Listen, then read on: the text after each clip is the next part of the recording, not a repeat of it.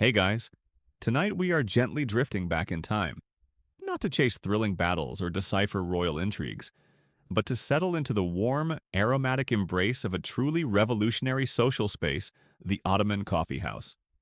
Imagine yourself in bustling 16th century Istanbul, a city teeming with merchants, mystics, and 1,000 new sensations. The air itself is a tapestry of exotic spices, sea salt from the Bosphorus, and soon, a new, intriguing aroma that will change everything. Honestly, if you were suddenly dropped into the heart of it all without your modern conveniences, your antibacterial hand gel, or your trusty GPS, you probably wouldn't last a day without causing a minor international incident or at least getting hopelessly lost trying to find a decent, non-cholera inducing drink. But the Ottomans, they navigated this vibrant chaos with aplomb, and soon with a cup of coffee in hand. So, before you get comfortable, take a moment to like the video and subscribe, but only if you genuinely enjoy what I do here. It really helps the channel in its own quiet way. And while you're at it, feel free to share your current location and local time in the comments below. It's always a quiet joy to see where everyone is tuning in from. Now, dim the lights. Maybe turn on a fan for that soft background hum.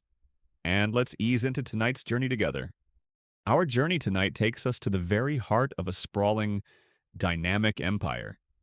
A city that for centuries was a vibrant crossroads of civilizations, a jewel coveted by emperors and sultans like Constantinople, or as it was increasingly known then, Istanbul, the magnificent, pulsating capital of the Ottoman sultans. Let your mind slowly paint the picture, allowing the details to emerge from the mists of time. It's the mid-1500s, during the opulent reign of Sultan Suleiman the Magnificent, a golden age for the empire.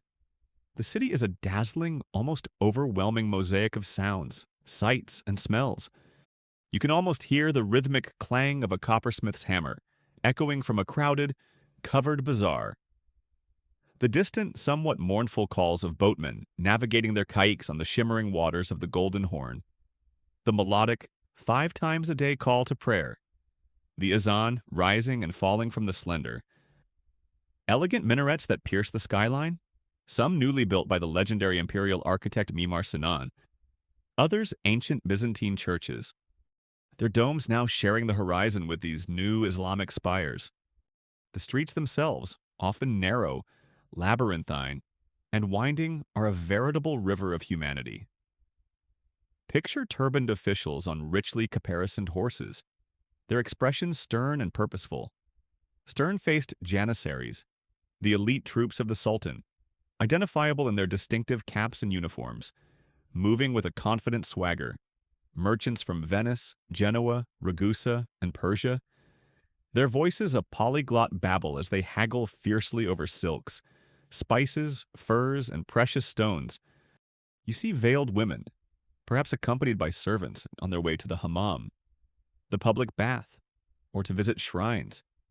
Their presence a subtle, perfumed mystery in the bustling, male-dominated thoroughfares. Scholars, with ink-stained fingers, hurry along, perhaps poring over newly acquired manuscripts, while dervishes in their tall felt hats might pass by, their eyes focused on a different, more mystical world. It's a city on the move, a global hub of trade, power, and faith, the undisputed envy of much of the known world. And into this already heady, intoxicating mix of cultures and sensations, a new aroma, a new custom, begins to quietly, almost stealthily, make its indelible presence known. At first, it's perhaps just a faint, unfamiliar scent mingling with the established perfumes of the city. Not the familiar fragrance of roasting meats from a nearby cookshop, nor the sweet, heady perfume of rosewater or jasmine drifting from a private garden, nor even the sharp, exotic tang of spices newly unloaded at the docks from the east. This is something different, something darker, earthier, with a unique roasted, slightly bitter, and deeply intriguing edge. It is the scent of coffee beans, kahve in Turkish, a novel substance. an exotic import that has begun its long and fascinating journey from distant, sun-drenched lands to the very heart of the Ottoman world. For most Istanbulis at this precise point in the mid-16th century, coffee is still an exotic mystery, a curiosity whispered about rather than a daily staple. They might have heard vague rumors of it, perhaps from traders who ventured deep into the Arabian Peninsula, or from traveling Sufi mystics who, it was said, used this strange, dark brew to stay awake and maintain their focus during their long, arduous nights of prayer, meditation, and ecstatic remembrance of God. But to actually see these small, dark, unassuming roasted beans, to witness them being pounded or ground into a fine, fragrant powder, to watch as near boiling water is poured over them, creating this almost black, intensely aromatic, steaming liquid. Well, it's all rather peculiar, isn't it? It's certainly not wine, for that is largely forbidden to devout Muslims, though some undoubtedly found ways around such prohibitions. It's not quite tea either, which, while known to some extent, hadn't yet achieved the widespread popularity and cultural significance it would later enjoy in many parts of the world, including within the Ottoman Empire itself. This cave was something entirely new, something unique, something that stood defiantly on its own. Imagine, if you will, your first cautious, curious sip of this novel beverage. The tiny cup, perhaps made of simple earthenware, is hot in your hand. The liquid itself is dark, almost inky, and intensely fragrant. The taste is initially quite bitter, perhaps surprisingly so to a palate unaccustomed to it, a strong, robust, and unadorned flavor. For the milk, cream, or sugar that many of us automatically associate with coffee today were not part of this early Ottoman coffee experience. It's an assertive, somewhat challenging flavor that might make you pause for a moment. Your eyebrows perhaps arching in surprise or even mild, initial displeasure. But then, a subtle warmth begins to spread through you. A gentle alertness, a curious sharpening of the senses, a focusing of the mind. Not the boisterous, disinhibiting energy that might come from wine, but a more focused, contemplative, and sustained vivacity. Perhaps this strange black brew, this wine of Islam, as some were already beginning to call it, isn't so bad after all. Maybe it's even quite pleasant, especially if you're trying to stay awake through a particularly lengthy and perhaps somewhat soporific sermon at the mosque, or a tedious, long-winded business negotiation in the bazaar. Without coffee, how did anyone really get through those endless imperial decree readings or lengthy court proceedings? Sheer willpower and a great deal of discreet, polite yawning, I suspect. Before the arrival of coffee, and the subsequent rise of the coffee houses that would soon spring up to serve it with such flair, where did people typically gather for social interaction, for the exchange of news, for simple leisure? Outside the confines of their own homes, there were, of course, the grand, airy courtyards of the imperial mosques, which served as important centers not just of prayer and religious instruction, but also of community life, learning, and quiet contemplation. There were the bustling, chaotic marketplaces and bazaars, teeming with commerce, alive with gossip, and a prime location for people-watching. The public baths, the hammams, were significant social hubs, particularly for women, offering a space for relaxation, grooming, and conversation away from the male gaze. And private homes, naturally, were the primary locus for intimate family gatherings and the entertainment of close friends. But a dedicated public space, open to a wide and diverse range of men, specifically for secular socializing, for leisurely and stimulating conversation, for the sharing of news and ideas, for simply passing the time over an intriguing, non-alcoholic, and mentally stimulating beverage. That was something relatively new, something that this curious cave was about to brew into existence. It's a mainstream historical fact that coffee was indeed introduced to Istanbul, the vibrant and cosmopolitan capital of the Ottoman Empire, around the mid-16th century. Most historical accounts and scholarly research suggest that it arrived primarily through Syrian merchants, particularly from the well-established trading cities of Damascus and Aleppo, where coffee drinking was already a more common practice. Alternatively, or perhaps concurrently, it may have been popularized by Yemeni Sufis who valued coffee for its ability to aid their devotional practices. For a quirky tidbit, according to some Ottoman chroniclers, the very first formal coffee houses in Istanbul were established in the bustling commercial Tatakale district, conveniently located near the Grand Bazaar by two enterprising Syrian merchants. One was named Hakam, an Alepine, and the other Shams, a Damascene, around the year 1554 or 1555.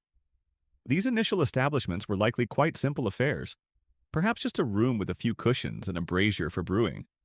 But, by all accounts, they caught on with astonishing, almost alarming speed, much to the surprise and sometimes the considerable concern of the city's authorities and religious conservatives. Imagine the first Yelp review, if such a thing had existed on papyrus.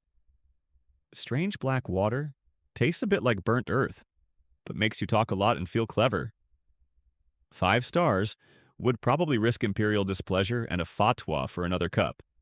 While the 1550s are generally cited as the period when coffee houses began to proliferate, historians still debate the precise year and the exact identities or specific circumstances surrounding the establishment of the very first formal, dedicated public coffee-selling establishment in Istanbul, as early accounts can be somewhat vague, allegorical, or contradictory on the precise minutiae, though its rapid popularization once introduced is undisputed by all. The exact birthday of the first Kavahani may be lost to us, but its impact certainly wasn't. This new, intriguing drink, kava, and the novel idea of a public house specifically dedicated to its consumption and the social interactions it fostered, was about to spark a quiet, yet profound, social revolution.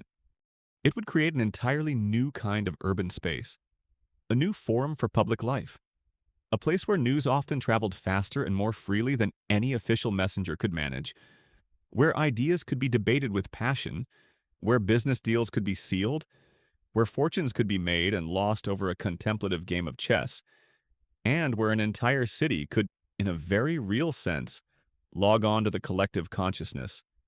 The Ottoman Coffee House was on the cusp of becoming the true internet of its day, a slow drip, fragrant, analog version, perhaps, but just as transformative and as vital in its own time.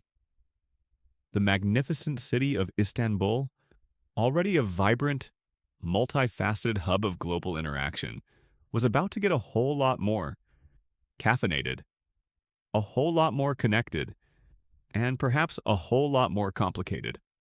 Forget fiber optics and Wi-Fi passwords. They had fragrant steam, comfortable cushions, and the intoxicating buzz of human conversation. Slightly slower download speeds, perhaps, but arguably a much better ambiance for real connection. So let the rich, unfamiliar aroma of those first roasting coffee beans, the gentle murmur of curious, speculative voices, and the grand, sprawling image of this magnificent imperial city poised on the edge of a new social obsession begin to settle softly into your mind. A new chapter in social history is quietly brewing, one small, strong cup at a time. And we're here tonight to gently sip our way through its story. One sleepy, aromatic detail after another, before this dark, intensely aromatic brew could become the talk of Istanbul, before the very first coffeehouse doors creaked open in the bustling Tatakale district to welcome their curious and soon-to-be devoted patrons. The humble coffee bean itself, the tiny seed of this impending social revolution, undertook a remarkable, almost mythical, and certainly very long and winding journey. It traveled from its distant, sun-drenched, and often legend-shrouded origins, carried by mystics, merchants, and pilgrims, gradually making its way towards the grand stage of the Ottoman capital. The stories of coffee's first discovery are, as is so often the case with ancient and beloved treasures, beautifully shrouded in the mists of legend and folklore, charming, evocative tales that hint at a serendipitous and perhaps even divinely guided beginning. One of the most enduring and widely retold of these legends comes from the lofty highlands of Ethiopia, possibly from the Kaffa region itself, a name that many believe ultimately lent its phonetic echo to the drink we now know as coffee. This tale, set perhaps sometime around the 9th century, tells of a young and observant goatherd named Kaldi. One day, Kaldi noticed that his normally placid and somewhat predictable goats, after nibbling on the bright red cherries of a particular unfamiliar shrub that grew wild on the hillsides, became unusually frisky, agitated, and even appeared to be dancing with an unbridled, joyful energy. Curious about this sudden caprine exuberance, Kaldi, so the story goes, decided to try the mysterious red berries himself. He soon found himself feeling a similar sense of exhilaration, a newfound alertness, and a pleasant invigoration that banished his usual afternoon weariness. Excited by his discovery, Kaldi eagerly shared his findings with the abbot of a local monastery. The abbot, according to some versions of this charming tale, was initially quite skeptical, perhaps even suspicious of these strange berries, and promptly declared them to be the work of the devil, casting them into a nearby fire. But then, a wonderful thing happened. As the beans within the cherries began to roast in the flames, an enticing, unprecedented, and utterly captivating aroma filled the monastery air. The monks, their curiosity piqued by this heavenly scent, raked the now roasted beans from the embers, crushed them, and, in a moment of inspired improvisation, brewed the world's first ever cup of coffee. They quickly discovered, much to their delight, that this new dark beverage helped them stay awake, alert and focused during their long, arduous nocturnal prayer sessions and devotional studies. One can only imagine Kaldi trying to earnestly explain to his rather stern and perhaps somewhat bewildered abbot that the goats weren't possessed by some mischievous spirit. They were just really enthusiastic about these new berries and their surprisingly stimulating properties. That must have been an awkward conversation, likely involving a great deal of energetic bleating from the goats and some vigorous, wide-eyed nodding from Kaldi. Another popular and equally romantic tale, this one rooted in the ancient land of Yemen, across the Red Sea from Ethiopia, speaks of a revered Sufi mystic and skilled healer named Sheikh Omar. According to this legend, Sheikh Omar was unjustly exiled from his home city of Mocha and forced to wander in a desolate desert cave. On the very brink of starvation, he stumbled upon coffee cherries growing on wild shrubs. He found them too bitter to eat raw, so he tried roasting them over his meager fire, then crushing them and boiling them in water, thereby creating a dark, fragrant brew. This concoction not only sustained him through his harsh exile, but also gave him renewed energy, mental clarity, and a sense of well-being. News of his miraculous survival and the perceived curative properties of his unique coffee brew eventually reached Mocha. His exile was revoked, and he returned to the city as a celebrated hero, with coffee becoming revered as a divine gift and a potent medicine. Charming and evocative as these founding myths are, the more prosaic botanical and historical reality likely points to the highlands of Ethiopia, particularly the aforementioned Kaffa region, as the indigenous ancestral home of the Coffea arabica plant. Wild coffee trees, the genetic predecessors of the billions cultivated today, still grow there in their natural habitat.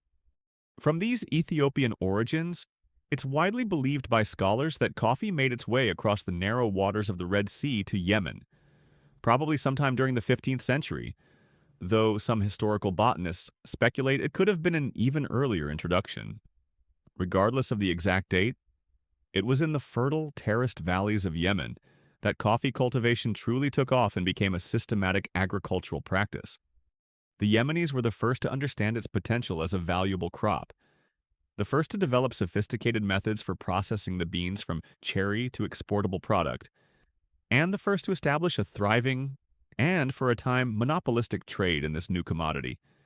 Their famous Red Sea port of Al-Makka, or Mocha, became so inextricably linked with the coffee trade that its name would become synonymous with high-quality coffee for centuries to come, a name that still resonates in our coffee vocabulary today. And here, in the sun-drenched highlands of Yemen, the story of coffee becomes deeply and significantly intertwined with the rich mystical traditions of Sufism, the esoteric dimension of Islam. Various Sufi orders, particularly the Shadiliya order founded by Sheikh Abul Hassan al-Shadili, embraced coffee with considerable enthusiasm.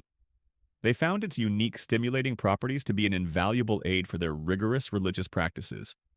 Coffee helped them to stay awake, alert, and maintain intense concentration during their long nocturnal dhikr ceremonies.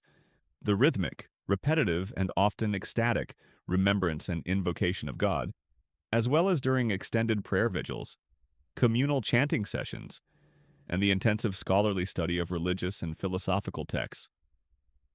For these Sufi masters and their disciples, coffee wasn't seen as a frivolous worldly indulgence or, heaven forbid, a forbidden intoxicant like wine.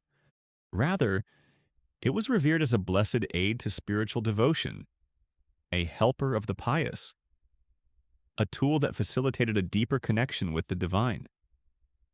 Indeed, one of the early Arabic names for coffee, qahwa, had originally been a poetic term that could also refer to wine. So, to call coffee the wine of Islam was a clever, evocative, and theologically sound way of framing this new, stimulating, but entirely non-alcoholic beverage as a permissible, and even praiseworthy, alternative for good Muslims. Sufis using coffee to stay up all night for deep spiritual study, intense prayer, and communal chanting. It's basically the 15th century equivalent of dedicated modern college students pulling all-nighters, fueled by copious amounts of energy drinks, just with arguably more profound spiritual insights and significantly better, more flowing robes. It is a mainstream historical fact that Coffea arabica, the most common and prized species of coffee bean, is indigenous to the highlands of Ethiopia, specifically regions like Kaffa. From there, it was transported to Yemen, most likely in the 15th century, where it was first systematically cultivated for widespread consumption and international trade. Sufi religious communities in Yemen played a crucial early role in popularizing its use as a stimulant for their demanding spiritual practices, and were instrumental in its subsequent dissemination throughout the Islamic world. From the carefully tended terraced hillsides of Yemen and the bustling, aromatic port of Mocha, coffee began its inexorable journey northwards and outwards, carried along ancient trade routes and pilgrimage trails. Devout Muslims undertaking the Hajj, the annual pilgrimage to the holy cities of Mecca and Medina in Arabia, encountered coffee there. They appreciated its ability to sustain them through the physical rigors of the pilgrimage and to keep them alert during religious observances. Inevitably, they took the coffee drinking habit, and perhaps, if they were lucky or resourceful, a few precious, life-giving beans, back to their home countries, which spanned the vast Islamic world from North Africa to Persia and beyond. These major religious centers, drawing Muslims from immense distances, became crucial early hubs for the further dissemination of coffee culture. From Mecca and Medina, coffee spread to other major urban centers like Cairo, then the magnificent capital of the Mamluk Sultanate, and a paramount intellectual, cultural, and commercial hub of the medieval Islamic world. Historical records suggest that coffee houses appeared in Cairo even before they made their grand debut in Istanbul. Then, it reached the great Syrian trading cities of Damascus and Aleppo, which were already vital nodes in the lucrative east-west trade routes. It was from these sophisticated Syrian cities, already well-versed in the pleasures and social rituals of coffee drinking, that those pioneering merchants, Hakam and Shams whom we mentioned earlier, would eventually carry the tradition, the knowledge, and the precious beans themselves to the Ottoman capital, Istanbul, setting the stage for a new social phenomenon. For a considerable time, the Yemenis, keenly aware of the value of their unique crop, fiercely and jealously guarded their lucrative monopoly on coffee cultivation. They reportedly made sure to export only roasted or boiled beans, a process which would render them infertile and prevent them from being germinated and grown elsewhere. However, as with many such attempts to control a valuable commodity, human ingenuity and desire found a way. Legend has it that an Indian Sufi pilgrim named Baba Budan, on his return journey from Mecca around the 17th century, cleverly managed to smuggle 7 fertile coffee beans out of Yemen by strapping them to his chest, hidden beneath his robes. He eventually planted these beans in the hills of Mysore, in southern India. Thus, so the story goes, breaking the Yemeni monopoly and paving the way for coffee's widespread global cultivation. Yemen trying to keep fertile coffee beans from leaving its shores was a bit like trying to keep a really catchy song, a hilarious meme, or a crucial piece of code from spreading across the internet today. A noble and commercially sensible effort, perhaps, but ultimately rather futile when something is that popular, that desirable, and that easily transportable by a determined individual. While the Ethiopian origin of the Coffea arabica plant itself is widely accepted by botanists and historians alike, it's worth noting that the precise timeline and the specific individuals, groups, or even perhaps purely accidental circumstances responsible for its initial successful transfer and the subsequent development of large-scale cultivation across the Red Sea into Yemen during the late 14th or early 15th century remain subjects of ongoing historical and botanical research, with the available evidence often presenting a tantalizing blend of charming local legends, hagiographies of Sufi saints, and rather sparse, sometimes ambiguous early written records. The exact aha moment of coffee's intercontinental leap is still a bit fuzzy. It's also interesting to note the names. The original Ethiopian word for the coffee plant or its cherries was something like bun or buna, terms that are still used in Ethiopia today. The Arabic word kahwa, as we noted, became the standard term for the beverage as it spread through the Arab world, and it is from this rich root word, kahwa, that we derive our modern, globally recognized words like coffee, cafe, coffee, and so on, a lasting linguistic legacy of its remarkable journey through the heartlands of Islam. So, this humble, unassuming bean, discovered perhaps by a herd of overly energetic dancing goats or a resourceful and divinely guided mystic, then carefully nurtured in the Yemeni highlands, and warmly embraced by Sufi seekers of divine knowledge and wakefulness, embarked on a truly remarkable odyssey.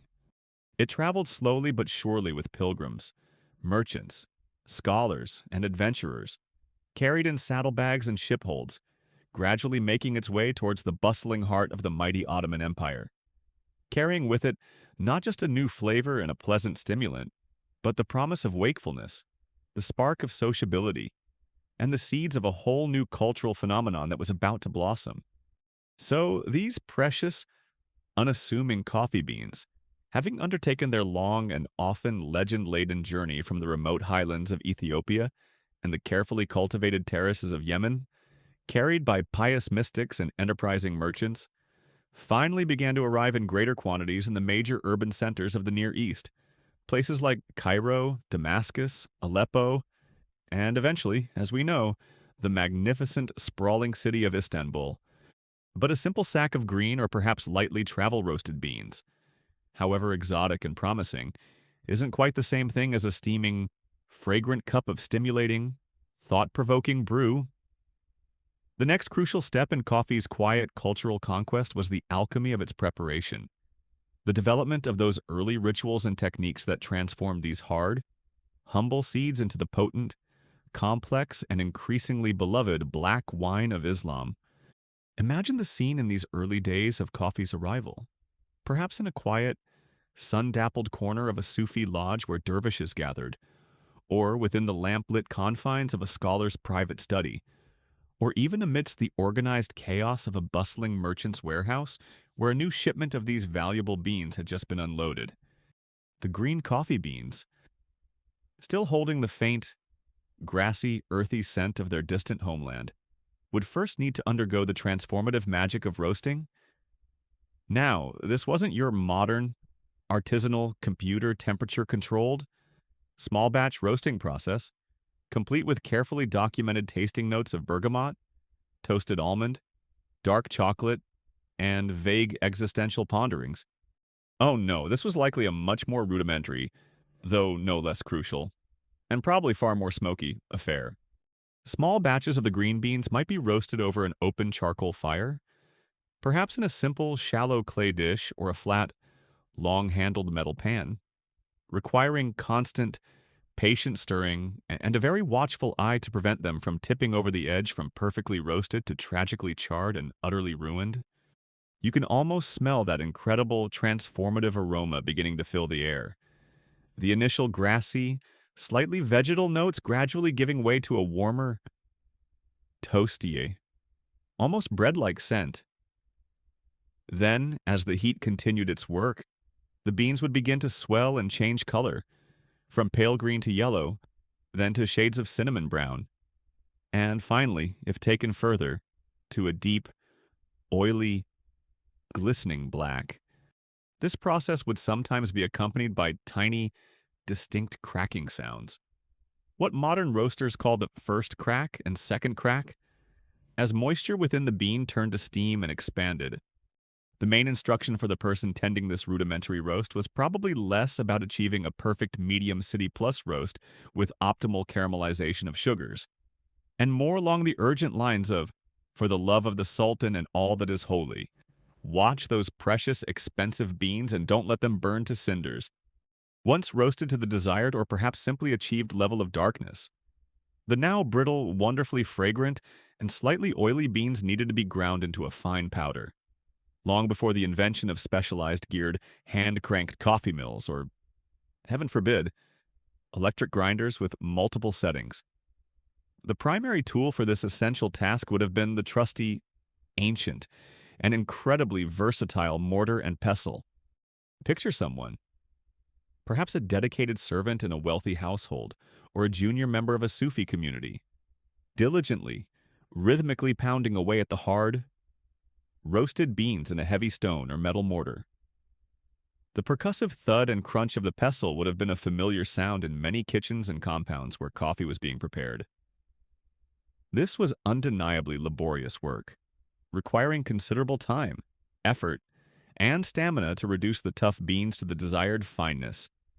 And the consistency of the grind was important, something they were undoubtedly figuring out through generations of trial, error, and tasting. Too coarse a grind, and the resulting brew might be weak, watery, and unsatisfying.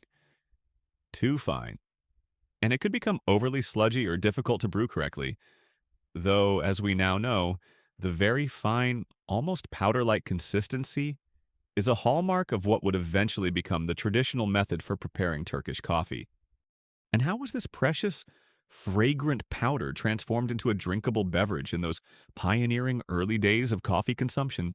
Well, the highly specific, almost theatrical and ritualized method of brewing what we now call Turkish coffee in a small, long-handled pot called a sezve or ibrik, involving carefully controlled multiple boilings to create a rich body and a characteristic foam or kaymak. That was a refinement that likely evolved gradually over time as coffee became more established and its preparation more sophisticated. In the very beginning, the methods were probably simpler, more straightforward, perhaps more akin to how other infusions or decoctions were made in the era. Perhaps one of the earliest techniques was a straightforward infusion. The freshly ground coffee powder would be placed in a pot, and near boiling water would be poured over it. The mixture would then be allowed to steep for a while, like making a particularly strong and dark tea, allowing the water to extract the flavors and psychoactive compounds. The resulting liquid would then be carefully decanted, attempting to leave most of the heavy grounds behind in the brewing pot. Another early approach, and one that leads more directly towards the later, more famous Turkish method, was decoction. This involved adding the coffee grounds directly to cold or warm water in a pot, and then bringing the mixture to a boil, often letting it simmer or boil for a period to ensure a strong extraction and concentrate the flavor. This might have been done in a regular earthenware or metal cooking pot initially, Before more specialized, smaller brewing vessels became commonplace for coffee, and the question of filtering that was largely an afterthought. If it was a significant thought at all in these early stages, early coffee, by all accounts, was almost certainly quite gritty. A fine sediment of coffee grounds inevitably found its way into the cup and would settle at the bottom as the coffee was consumed.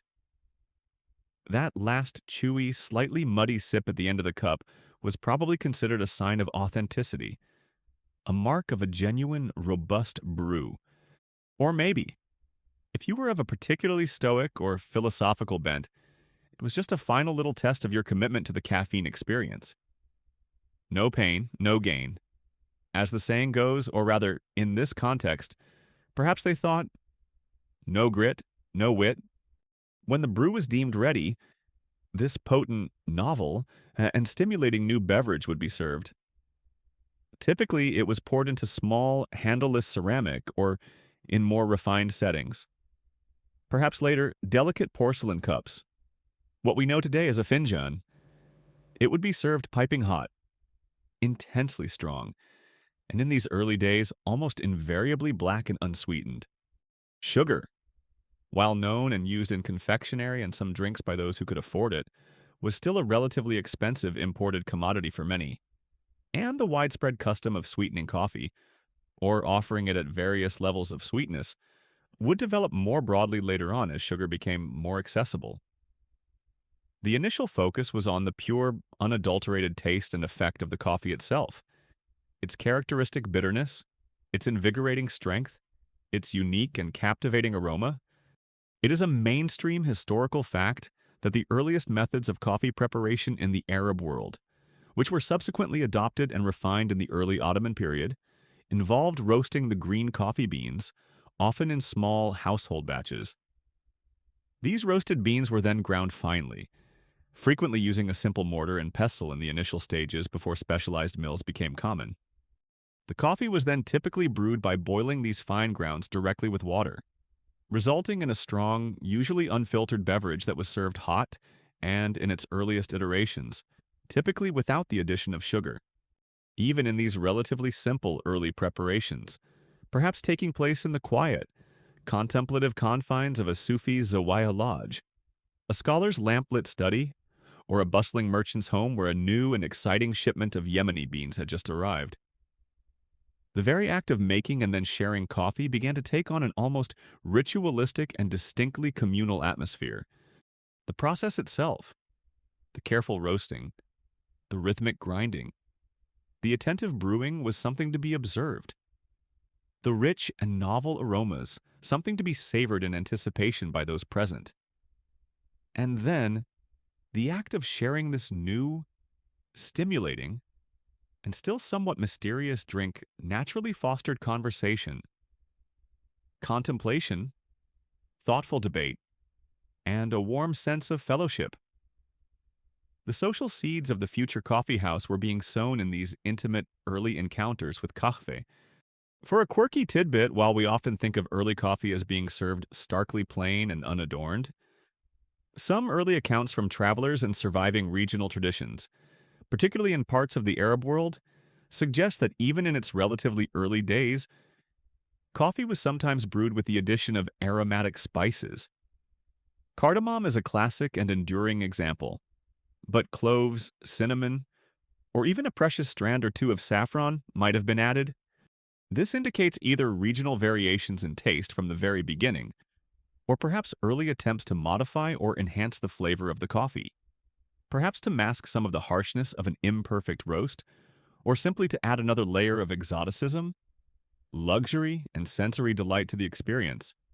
Now, the precise evolutionary path of the coffee brewing method, from what were likely simpler, more variable initial infusions or straightforward decoctions made in everyday household pots, to the later, highly specific, and increasingly ritualized Turkish coffee technique, involving a specialized small pot known as a kezve or ibrick, and carefully controlled multiple risings of the brew to create a rich body, and a characteristic velvety foam known as kaimak, is not definitively and seamlessly mapped out in historical records.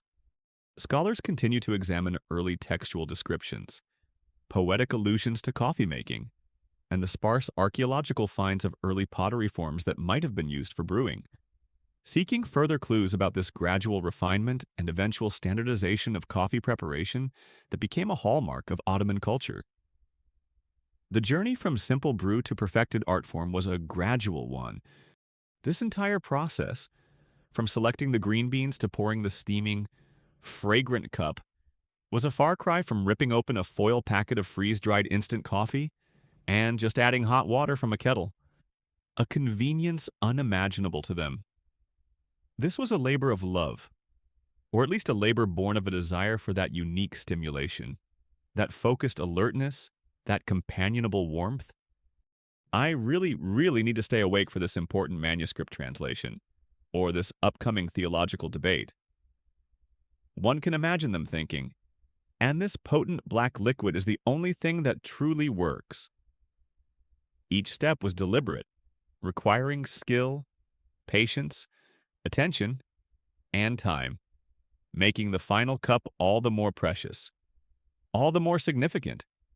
These first brews, these early evolving coffee rituals, were the foundational moments in coffee's social history.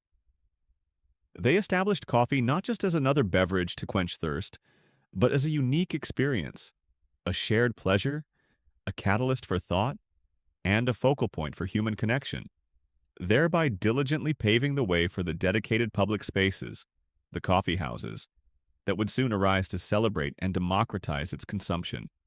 The ancient, almost ceremonial rituals of roasting those precious coffee beans, the rhythmic, determined pounding of the pestle in the mortar, and the careful, attentive brewing of this captivating cave were now becoming familiar, even cherished, practices, at least in certain inquisitive and adventurous circles within the Ottoman world. The rich, dark, and utterly unique aroma was beginning to weave itself inextricably into the already complex and intoxicating olfactory tapestry of major Ottoman cities like Istanbul. But where, you might wonder, would one typically go to publicly partake in this novel, stimulating brew, to share in its unique fellowship beyond the exclusive confines of a private home, a busy merchant storeroom, or the contemplative, prayerful quiet of a Sufi lodge? The answer, dear sleepy listener, one was the Kavahan, the Ottoman Coffeehouse. This was an entirely new kind of third space, a public living room for the city, a neutral ground for sociability, and it is our primary, cozy destination for this particular part of our gentle historical journey tonight. So, imagine yourself, if you will, a resident of Istanbul, or perhaps a curious visitor from some distant land, sometime in the latter half of the 16th century, having heard intriguing whispers and tantalizing tales of these new establishments dedicated to this exotic black beverage. You might seek one out, finding it perhaps nestled near the bustling, chaotic energy of the Grand Bazaar, with its endless stream of shoppers and merchants. Or maybe you discover one tucked away on a quiet side street, not far from the serene courtyard of a grand imperial mosque, or in a district known for its commercial warehouses and artisan workshops. There wouldn't be a flashing neon sign, of course, nor a giant inflatable coffee cup swaying in the breeze. Perhaps just a subtle, unadorned doorway, a simple carved sign, or more likely, the unmistakable, alluring, and increasingly familiar aroma of roasting or freshly brewed coffee itself. A fragrant, invisible beacon drawing you in from the noise, dust, and cacophony of the busy street. You push aside a heavy woolen curtain or a simple, unpainted wooden door, and you step from the bright, often glaring sunlight and the clamor of the Istanbul thoroughfare into a different world altogether. Your eyes might take a moment or two to adjust to the dimmer interior. The light inside is perhaps softer, more subdued, provided by the gentle and flickering glow of numerous small oil lamps, especially as evening approaches and shadows lengthen. During the day, some natural light might filter in through high windows, possibly fitted with intricate wooden lattices or mashrabia, which would cast beautiful, shifting patterns across the room while maintaining a degree of privacy from the outside world. The air inside is thick, warm, and alive with new and intriguing smells. And the sounds are a complex, comforting symphony of human interaction and quiet industry.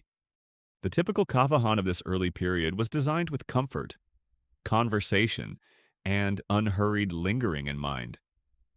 Along the walls of the often rectangular room, you'd likely see raised platforms or long, built-in benches called cedar. These would be generously covered with colorful woven carpets, perhaps some fine, geometrically patterned kilims from Anatolia, and an inviting, almost decadent array of plush cushions, minder of various sizes, shapes, and rich textures. These comfortable seating arrangements actively encouraged patrons to settle in for extended periods, to recline if they wished, to make themselves thoroughly at home in this public yet intimate space. Low, often hexagonal or octagonal wooden tables, just high enough to conveniently hold a few small coffee cups and perhaps an ashtray or a game board, would be placed at intervals before the seated guests. People wouldn't be perched stiffly on hard, upright chairs. They'd be sitting comfortably cross-legged, or leaning back against the soft cushions, engaged in animated discussion, quiet contemplation, or simply observing the comings and goings. Forget those uncomfortable utilitarian plastic chairs or tiny, wobbly tables you might find in some modern establishments. This was all about sinking into plush, enveloping comfort, and fostering hours of unhurried conversation and connection. The original lounge culture perhaps perfected centuries ago, long before the term even existed. Often, the true focal point of the room, its warm, active, and beating heart, would be the okak, the coffee hearth. Here, the kavesi, the skilled coffee maker, and often the owner of the establishment, would preside over his domain. This might be a slightly raised platform or a dedicated alcove, dominated by a charcoal brazier glowing with hot embers. You'd see him, perhaps with an assistant, skillfully preparing the coffee in those iconic small, long-handled copper pots, the sezves or ibriks, expertly coaxing the precious brew to just the right point of aromatic perfection, managing the heat, perhaps overseeing multiple pots at once. The mesmerizing sight of the coffee bubbling and frothing, the subtle sounds of its preparation, and the fresh, intense aroma of it being made, all contributed significantly to the unique sensory richness and the welcoming ambiance of the coffeehouse space. And what a sensory tapestry it was. The dominant perfume in the air, naturally, would be that of coffee itself. Sometimes the sharp, sweet, and slightly smoky scent of green beans being freshly roasted if the establishment performed that task on site or had it done very nearby. And always the rich, pervasive, and deeply comforting fragrance of the brew being prepared and consumed. This primary aroma might mingle with the faint, slightly acrid tang of the charcoal from the brazier, perhaps the lingering scent of various trades and spices clinging to the clothes of the patrons themselves, a hint of cinnamon from a spice merchant, leather from a tanner, or ink from a scribe. In some grander or more fastidious establishments, a subtle hint of rosewater or incense might be used to delicately perfume the air. It's worth noting that the later, almost ubiquitous sweet and heavy aroma of nargile tobacco smoke would become a characteristic feature of Ottoman coffeehouses from the 17th century onwards. But in these earlier mid-16th century pioneering days, that particular scent was largely absent, as tobacco was only just beginning its own global journey. The primary soundscape within the kavahane would be the constant, soothing yet intellectually stimulating murmur of human conversation. If you were to listen closely, in a truly cosmopolitan and multilingual hub like Istanbul, you might discern not just Ottoman Turkish, but snippets of Arabic, Persian, Greek, Armenian, Ladino, and perhaps even Italian or other European tongues, all intermingling in a low, continuous hum. There would be the gentle, delicate clinking of the small ceramic coffee cups as they were placed on the low tables or passed between friends. You might hear the occasional shuffling of patrons as they shifted positions on the cushions to find a more comfortable spot for a long session of talk or contemplation. Perhaps, from a nearby corner, you'd hear the rhythmic click-clack of backgammon pieces if games of skill and chance were already becoming a feature, or even the distant methodical pounding from a large mortar and pestle if a fresh batch of roasted beans was being ground on the premises to meet demand. Later, as the coffeehouse tradition fully blossomed, professional storytellers, eloquent poets reciting their latest verses, and even musicians with soft stringed instruments would add their distinct voices and evocative melodies to this already rich auditory environment. But even in these earlier, simpler days, the warm, enveloping hum of human connection and discourse was the coffeehouse's main and most compelling soundtrack. It is a mainstream historical fact that Ottoman coffeehouses, or kahvehanlar as they are known in Turkish, began to appear in the imperial capital of Istanbul around the mid-16th century. They rapidly evolved into exceptionally popular public gathering places, attracting men from diverse social backgrounds. These establishments were typically characterized by their informal, relaxed, and highly sociable atmosphere, usually featuring comfortable, cushioned seating arrangements along the walls, where patrons could enjoy freshly prepared coffee, engage in conversation, listen to stories, play games, and, crucially, exchange news and information. The general atmosphere within these pioneering establishments was one of relaxed sociability, a unique space where one could comfortably escape the pressures of work, the obligations of family, or the formal confines of religious institutions. It was a place designed for unhurried enjoyment, for lingering over a single small cup of intensely strong coffee for an extended period, deeply engaged in conversation, listening intently to a debate, or simply observing the vibrant human tapestry of the city as it ebbed and flowed through the coffeehouse doors. These were certainly not the 16th century equivalent of fast food joints or quick takeaway coffee bars. They were havens for the unhurried mind, sanctuaries for leisurely thought and discourse. For a quirky tidbit so valued did these novel spaces become for intellectual exchange, learning, and the lively dissemination of information that some early Ottoman coffeehouses earned affectionate and rather high-minded nicknames such as Mektebi İrfan. This evocative phrase translates roughly to schools of knowledge or schools of culture. Uh, this wasn't a formal curriculum with exams and degrees, of course, but rather a spontaneous, organic acknowledgement of the constant, informal learning, the sharing of news from distant lands, the recitation of classical and contemporary poetry, and the learned, often passionate, discourse on matters of philosophy, religion, and politics that regularly took place within their welcoming smoke and aroma-filled walls. Now, the exact speed at which coffeehouses subsequently spread throughout all the diverse districts of Istanbul, and then onwards to other major Ottoman cities like Bursa, Edirne, Cairo, and Damascus, after their initial successful introduction in the capital around the mid-16th century. And furthermore, the degree to which their interior design, the range of amenities offered, and even the specific social etiquette observed within them were standardized versus showing significant local, regional, or neighborhood-specific variation are still topics that are being meticulously refined by ongoing archaeological investigations, where possible, architectural studies of surviving buildings that might once have housed them, and the careful re-examination of contemporary Ottoman chronicles and European travelers' often colorful accounts. The details continue to brew.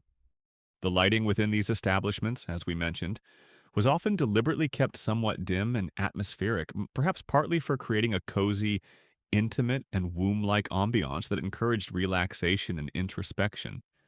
And partly, one might cheekily suggest, so you couldn't see with perfect clarity just how many consecutive hours your loquacious friend had been skillfully nursing that one tiny, potent cup of coffee while passionately and single-handedly monopolizing the entire conversation about the latest political rumor, a new theological interpretation, or the price of figs in the market. Some things that it seems are timeless in social gatherings. In a way, the early Ottoman coffee house was like a very early, very analog, and decidedly more comfortable 16th century co-working space. A sort of public office or study for those merchants, scholars, scribes, or off-duty officials who didn't always have a private, quiet space of their own for thought, discussion, or business. But instead of laptops, spotty Wi-Fi, and lukewarm, overpriced lattes, it was animated debate, intense intellectual sparring, the recitation of poetry, the playing of chess, and incredibly strong, often gritty, and deeply satisfying coffee. And one can safely assume probably far fewer people hogging the non-existent power outlets, as the only reliable power source in the room was the glowing charcoal brazier and the combined energy of the human minds buzzing within it. Stepping into an Ottoman Coffeehane in its heyday was truly like stepping into the living, breathing, and constantly updating social network of its time. It was a place to see and be seen, to hear the latest news before it became old news, to learn, to argue, to laugh, to scheme, to dream, and to simply be an active, engaged part of the city's vibrant, ever-evolving, and wonderfully caffeinated pulse, all enveloped within a fragrant cloud of aromatic steam and the comforting, ceaseless murmur of human voices. You've now comfortably settled onto a plush cushion in this dimly lit, wonderfully aromatic Kavehane. The rich scent of freshly brewed coffee and perhaps a hint of sweet wood smoke from the okak gently filling your senses. The pervasive, multi-layered murmur of countless conversations is a soothing, almost hypnotic backdrop to your slowly drifting thoughts. But as your eyes adjust further to the soft light, and you begin to observe your surroundings with a quiet, sleepy curiosity, you start to wonder who are all these people sharing this unique, stimulating, and yet remarkably relaxing space with you, who formed this motley, fascinating, and thoroughly caffeinated crew that defined the very character and soul of the early Ottoman coffee house. One of the most revolutionary and socially significant aspects of the Ottoman Kavahan, right from its very inception in cities like Istanbul, was its remarkable and quite novel ability to draw together men from a surprisingly wide and diverse array of social backgrounds, professions, intellectual persuasions, and even ethnicities. In a society that was, in many formal aspects, quite meticulously structured with distinct and often rigid hierarchies, the Kavahani offered a relatively neutral, wonderfully informal ground. Here, these different strata of urban male society could, to some extent at least, mingle, observe each other, listen to each other's conversations, and, most importantly, engage in direct discourse in a way that was perhaps less common, or certainly less public and less constrained, than in other traditional settings like the formal mosque courtyard, the exclusive guild hall, or the carefully managed private reception room of a wealthy patron. Of course, it's important to remember that deeply ingrained social distinctions didn't entirely evaporate the moment one stepped over the threshold of the coffee house. A high-ranking pasha or a learned qadi judge would still naturally command more deference and perhaps a better seat than a humble artisan or a junior clerk. But the shared, simple experience of sipping the same strong, dark coffee in a relaxed, convivial atmosphere did seem to foster a new kind of urban sociability. A subtle loosening of formal constraints. Look over there, in that quieter, lamplit corner, their heads close together as they lean over a low table. You see a group of merchants, their expressions a mixture of shrewd calculation and cautious optimism. Perhaps one has just arrived with a valuable caravan from Persia, laden with fine silks and carpets. Another might be anxiously awaiting news of a spice shipment from India, hoping it has safely navigated the pirate-infested waters of the Red Sea. A third could be subtly negotiating the price of Venetian glass or French woolens with a local broker. The coffee house, or for these men of commerce, often served as an informal stock exchange, their primary news agency for fluctuating commodity prices and distant market conditions, their discreet place to forge new business partnerships, and to seal deals not with lengthy contracts, but with a trusted handshake over a tiny, steaming cup of potent kava. In another area of the room, perhaps seated on a slightly more prominent section of the sedir, their faces illuminated by the flickering flame of an oil lamp as they lean intently over a shared manuscript or engage in spirited gesticulation. You might find a cluster of scholars. These could be respected ulama, the learned men of Islamic religious sciences, eager Madris college or seminary students, or perhaps independent intellectuals, poets, and philosophers. Their conversation, if you could understand its nuances, is likely animated, perhaps even heated at times, punctuated by eloquent quotes from the Quran, the hadith sayings of the Prophet Muhammad, or the great classical poets of Arabic and Persian literature. They might be passionately debating fine points of Islamic law fiqh, the subtle intricacies of Arabic grammar, new interpretations of ancient philosophical texts, or the latest astronomical observations and their astrological implications. The coffee, their trusted, non-intoxicating ally against sleep and mental fog, fuels their intellectual fervor late into the night. The coffee house was, in many ways, the original live-action Reddit thread, really complete with passionate arguments in niche subcommunities. The occasional, well, actually, Hansky, interjection from a particularly pedantic participant, but with far more elaborate turbans, significantly better calligraphy, and one sincerely hopes a generally higher standard of grammar, dotted around the expansive room. You'd also inevitably see a variety of artisans and craftsmen, perhaps taking a well-earned and much-needed break from the toil of their nearby workshops. The coppersmith with strong, calloused hands, the master weaver with fine-colored threads still clinging to his robe, the meticulous calligrapher with telltale ink stains on his fingers, or the skilled shoemaker reeking faintly of leather and glue. For these hard-working men, the coffeehouse was a cherished place to rest their weary bones, to catch up with friends and colleagues from their own or other guilds, to discuss the quality of materials, the fairness of wages, new techniques or tools in their craft, or simply to share the everyday joys, sorrows, and common concerns of life in a bustling, demanding city. You might also easily spot a few government officials and clerks' cat-tips, identifiable perhaps by their slightly more formal attire even when nominally off-duty, or by the air of quiet importance they sometimes carried. Here, away from the strict, often stifling protocols of the imperial palace or the government chancelleries, they could relax a little, discreetly network with peers from other departments, subtly exchange potentially useful information or insights gleaned from their daily work, or perhaps engage in a bit of harmless or sometimes not so harmless gossip about court affairs, the latest imperial decrees, and the ever-shifting fortunes in favor of prominent pashas, viziers, and other powerful figures. And then, of course, there were the janissaries, the elite, formidable, and often turbulent infantry corps of the Ottoman army, frequently a boisterous, sometimes intimidating, and always noticeable presence. They too found a welcoming, if occasionally wary, haven in the coffeehouses, particularly those establishments strategically located near their barracks or in districts they frequented. Here, when off-duty, they could relax, drink copious amounts of coffee, boast of their military exploits both real and generously imagined, gamble at dice or backgammon, share news and rumors from the provinces or distant front lines, and sometimes, let's be perfectly honest, grumble collectively about their pay, their provisions, or the competence of their officers. Their loyalty, or occasional dramatic lack thereof, was always a topic of keen interest and sometimes considerable concern to the Ottoman authorities.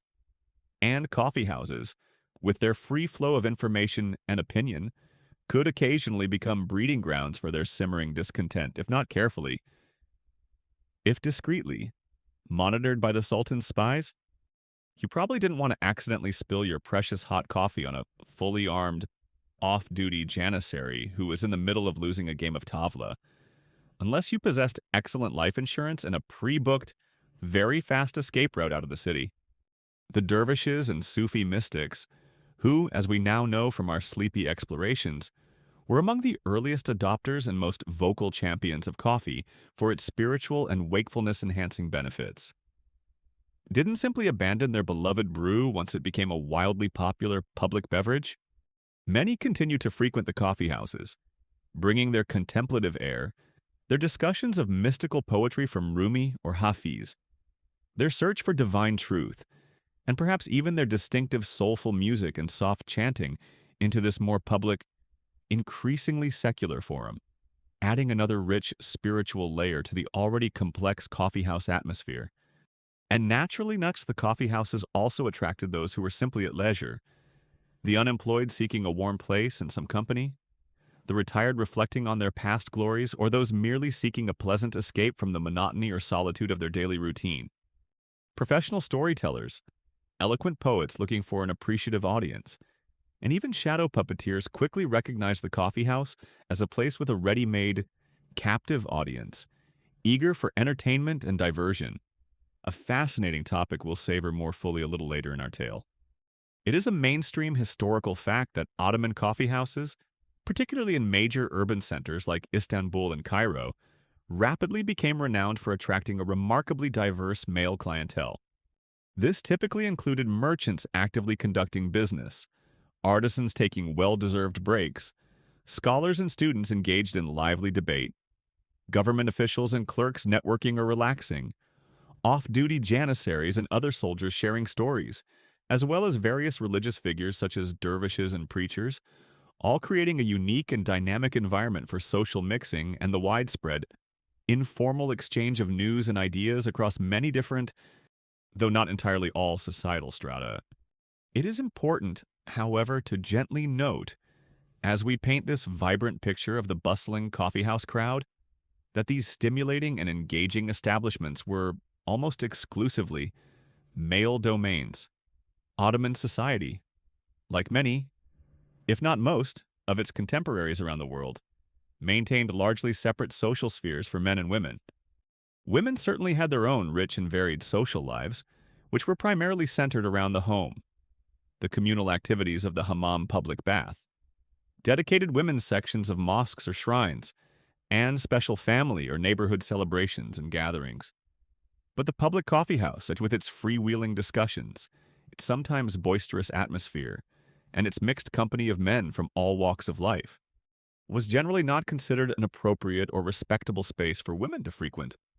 For a quirky tidbit over time, as the number of coffeehouses proliferated, certain establishments began to develop distinct reputations and became known as the favored, almost exclusive haunts of specific groups, professions, or even men from particular regions. For instance, a particular kavihan in one district might become the unofficial headquarters and primary information hub for janissary officers from a nearby barracks. Another, perhaps more refined in its decor and quieter in its ambiance, might be renowned as a regular gathering place for poets of a particular literary style or a specific philosophical school of thought, while yet another, strategically located near a major caravanserai or port, might be the preferred spot for merchants specializing in trade from a specific distant region like Persia, India, or the Maghreb. These establishments thus evolved into highly specialized information markets, social clubs, or even de facto professional guilds, catering to niche interests and clienteles.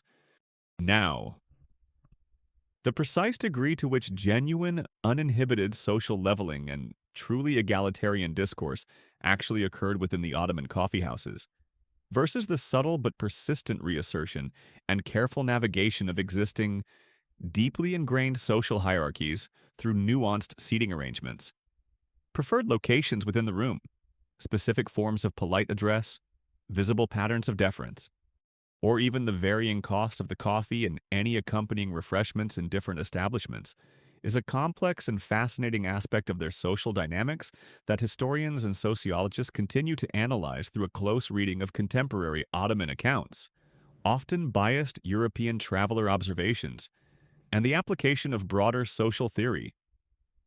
True equality was probably as elusive then as it can be now. So the Ottoman coffeehouse, in its prime, was this incredible, dynamic, and sometimes wonderfully chaotic blend of individuals, energies, and ideas. It was somewhat like a modern LinkedIn networking event, a university philosophy seminar, a political strategy meeting, a newsroom, and a relaxed neighborhood pub all rolled into one single, smoky, aromatic room, just with significantly more caffeine flowing, a much higher chance of someone spontaneously reciting classical Persian poetry from memory, and far fewer awkward PowerPoint presentations. This motley crew, this diverse and ever-shifting assembly of characters, each with their own unique stories, pressing agendas, strong opinions, and thirst for both coffee and connection, was the very lifeblood of the Ottoman Coffee House. It was their interactions, their conversations, their arguments, their shared laughter, their quiet games, and their collective moments of leisure and contemplation that transformed these simple, unassuming spaces from mere drink dispensaries into the vibrant, indispensable social, cultural, and intellectual nerve centers of their world. So, you're comfortably ensconced on your plush cushion within the warm, inviting embrace of this dimly lit, wonderfully aromatic kavahan. The rich, dark scent of freshly brewed coffee, perhaps mingled with a hint of sweet wood smoke from the oak cack where the Kavesi plies his trade, gently tickles your nostrils. You are surrounded by this wonderfully vibrant, if predominantly male mix of merchants and scholars, artisans and off-duty officials, each man sipping his coffee, each a potential node in a living, breathing, and incredibly dynamic network. And it is precisely through these myriad connections, these ceaseless, overlapping, and often passionate conversations, these shared sips of stimulating cave, that the Ottoman Coffee House truly earned its remarkable and enduring reputation as the grapevine central of the city, its very own unique analog and wonderfully human-powered version of the internet. To truly appreciate this, just take a moment to remember, as you drift and relax, that we're in an age long before the advent of printed newspapers being readily available to the masses, let alone the mind-boggling instantaneity of radio television or the digital web that connects our modern world. In the 16th century Ottoman Empire, official information typically disseminated slowly, often deliberately. It might arrive through public criers, their voices echoing in designated city squares as they read out new imperial decrees, firmans issued by the Sultan. Or news might be announced by religious leaders in the mosques after Friday prayers, or be transmitted via painstakingly handwritten letters and official dispatches carried by horse-mounted messengers over vast, often dangerous distances. The coffee house, however, with its dense concentration of talkative, interconnected individuals, was about to dramatically change the speed, the reach, and indeed the very nature of information flow within urban Ottoman society. Within the welcoming, smoke-tinged walls of your chosen kavahan, you'd find yourself privy to a constant, flowing stream of local news and everyday neighborhood gossip. Who just got married to whom? And was it a good match? Which prominent merchant's somewhat wayward son had recently caused a minor but juicy scandal? What was the current fair price for wheat from Anatolia or olives from Crete in the nearby market? Had the local imam delivered a particularly fiery, politically charged, or spiritually insightful sermon that morning? And what were the various interpretations of his words? This was the place to find out all the essential minutiae of daily life, the small human dramas and comedies that made up the intricate fabric of the community. It was, in a very real way, the original hyper-local news blog, the community forum, and perhaps even the 16th century equivalent of a celebrity gossip outlet like TMZ, but with far more elaborate turbans, considerably fewer paparazzi lurking in the alleyways, and hopefully, though perhaps not always, a touch more discretion in the telling of tales. But the information exchanged within these buzzing establishments wasn't by any means limited to local tidbits and social chit-chat. Coffee houses quickly, and sometimes to the consternation of the authorities, became crucial conduits for the sharing of political news and, perhaps even more excitingly and certainly more riskily, political rumors.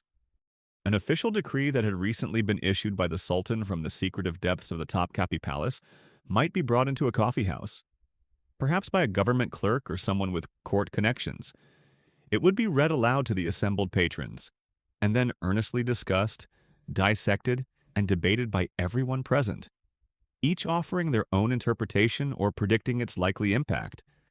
Alongside this relatively open discussion of official news, however, there would be the much more clandestine, whispered exchanges of unofficial information, the insider knowledge, or at least the educated speculation, brought into the coffee house by someone who had a cousin who worked as a palace guard. or a friend in a key government ministry, or a contact within a foreign embassy. News of troop movements towards a restless frontier, hushed reports on the supposed outcomes of distant battles long before official confirmation arrived, rumors about the imminent appointment of a new grand vizier or the sudden, often ominous, dismissal and disgrace of another, updates on foreign affairs gleaned from newly arrived envoys, sea captains, or long-distance merchants. All of this sensitive and often volatile information would circulate, often with surprising speed and sometimes with surprising accuracy.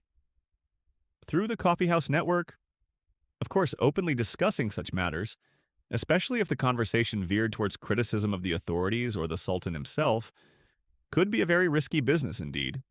The Sultan's spies were rumored to be everywhere, their ears keenly and discreetly attuned for any hint of sedition, conspiracy, or even just dangerous levels of public discontent brewing alongside the coffee. For the many merchants and businessmen who frequented these establishments, the coffee house was an absolutely indispensable source of up-to-the-minute commercial intelligence. News of a ship's safe arrival in the Golden Horn, laden with valuable cargo from Alexandria, Venice, or even further afield, would be eagerly shared. Information about disruptions to vital trade routes due to banditry, tribal unrest, or warfare in distant provinces, warnings about currency fluctuations or new taxes imposed by local governors, or whispered tips about emerging market opportunities in newly accessible regions. All this vital data, crucial for making informed business decisions, could be gathered, verified, and exchanged over cups of strong coffee, directly impacting individual fortunes and broader commercial strategies.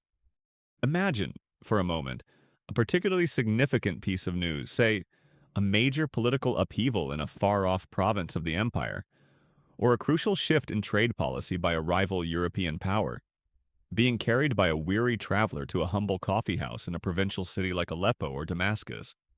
From there, another merchant, perhaps preparing for a journey to the capital, might pick up this information and, upon his arrival, share it in his favorite kavahan near the Grand Bazaar in Istanbul, within days or sometimes even mere hours.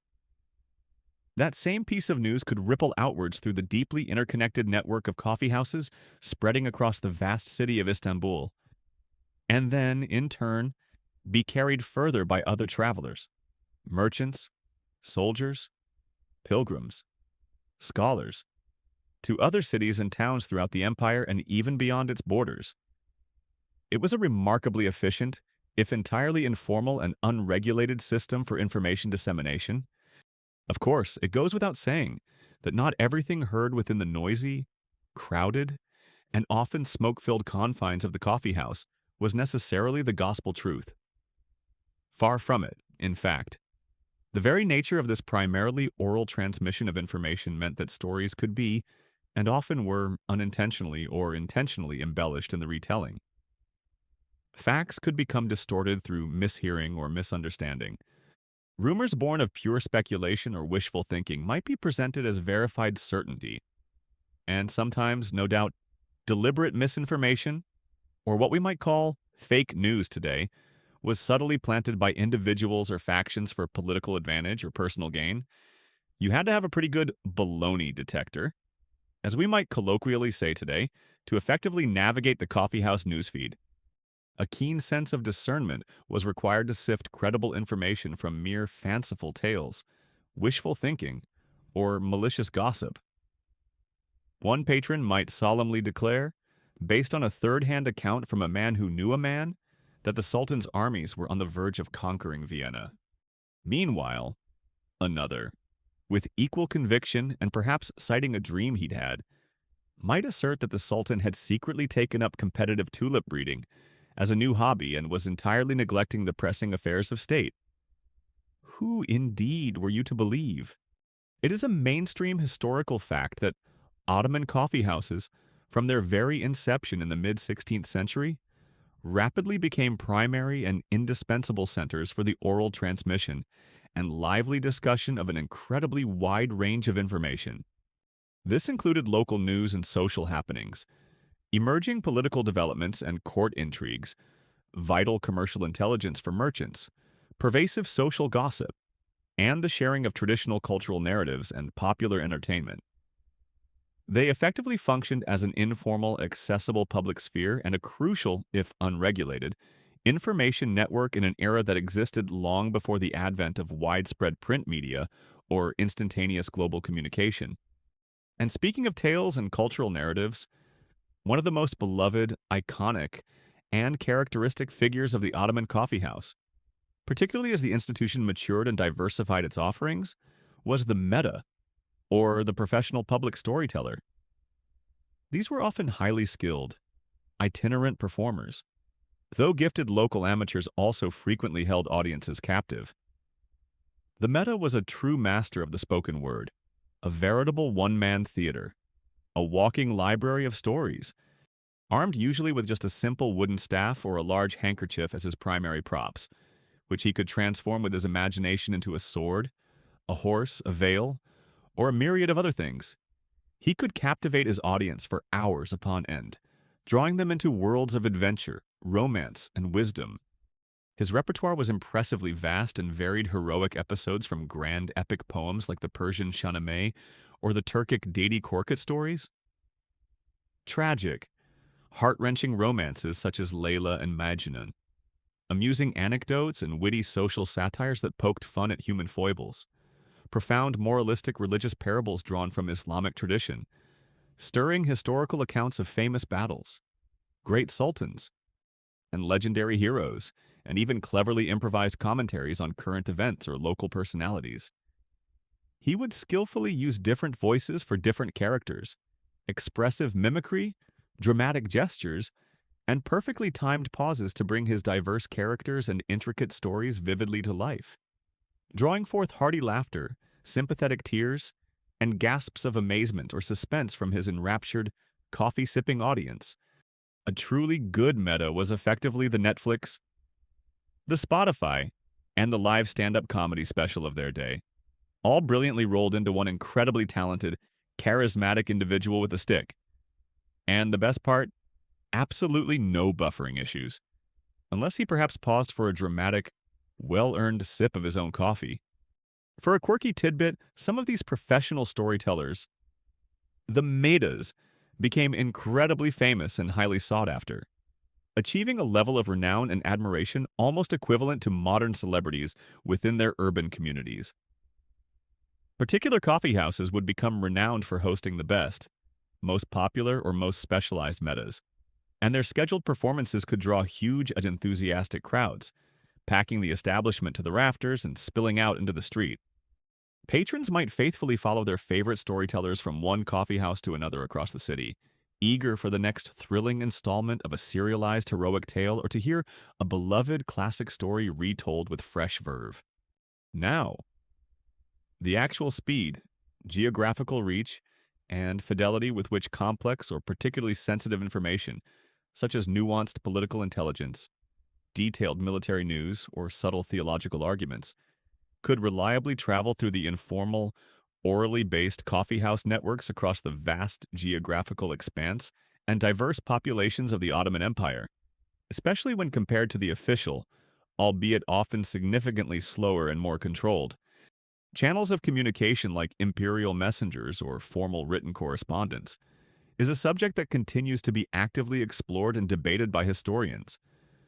They meticulously balance anecdotal evidence of remarkably rapid and widespread dissemination of certain news items with a clear understanding of the inherent limitations, potential for distortion, and lack of systematic verification within any system of purely oral transmission.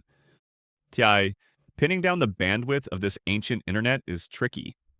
The coffeehouse, then, in its vibrant heyday, was a veritable crucible of dynamic oral culture. In a society where literacy, while highly respected and essential for some professions, was by no means universal. The spoken word, the shared story, the memorized poem, the recounted personal experience, the debated opinion, these were the primary and most accessible vehicles for cultural transmission, for popular entertainment, and for the widespread circulation of both practical knowledge and ephemeral news. The coffeehouse provided the perfect stage, the ideal incubator, for this rich, multifaceted, and ever-evolving oral tradition to truly flourish and thrive. So as you sit there in your imagined kavahan, letting the steam from your tiny, fragrant cup warm your face, try to listen intently to the echoes of those ancient, long-vanished conversations. Hear the hushed whispers of state secrets being cautiously exchanged, the animated murmur of market prices being debated, the shared, hearty laughter at a well-told risque joke, the collective, sympathetic sigh at the conclusion of a tragic tale told by the meta. The Ottoman Coffeehouse was far more than just a convenient place to drink a novel and stimulating beverage. It was where the very pulse of the city, and indeed, in many ways, the pulse of the entire empire, could be most keenly and immediately felt. One story, one rumor, one shared insight, one cup of coffee at a time, we've eavesdropped on the bustling, information-rich environment of the Ottoman Coffeehouse as it served as the city's living newspaper, its most immediate rumor mill, and its most entertaining public stage, filled with the vital daily news, the whispered local gossip, and the captivating epic tales spun by the charismatic meta. But beyond this constant, lively hum of general information exchange and popular entertainment, the Ottoman Coffeehouse also carefully nurtured a more focused, a more scholarly, and an often intensely intellectually rigorous side to its multifaceted public character.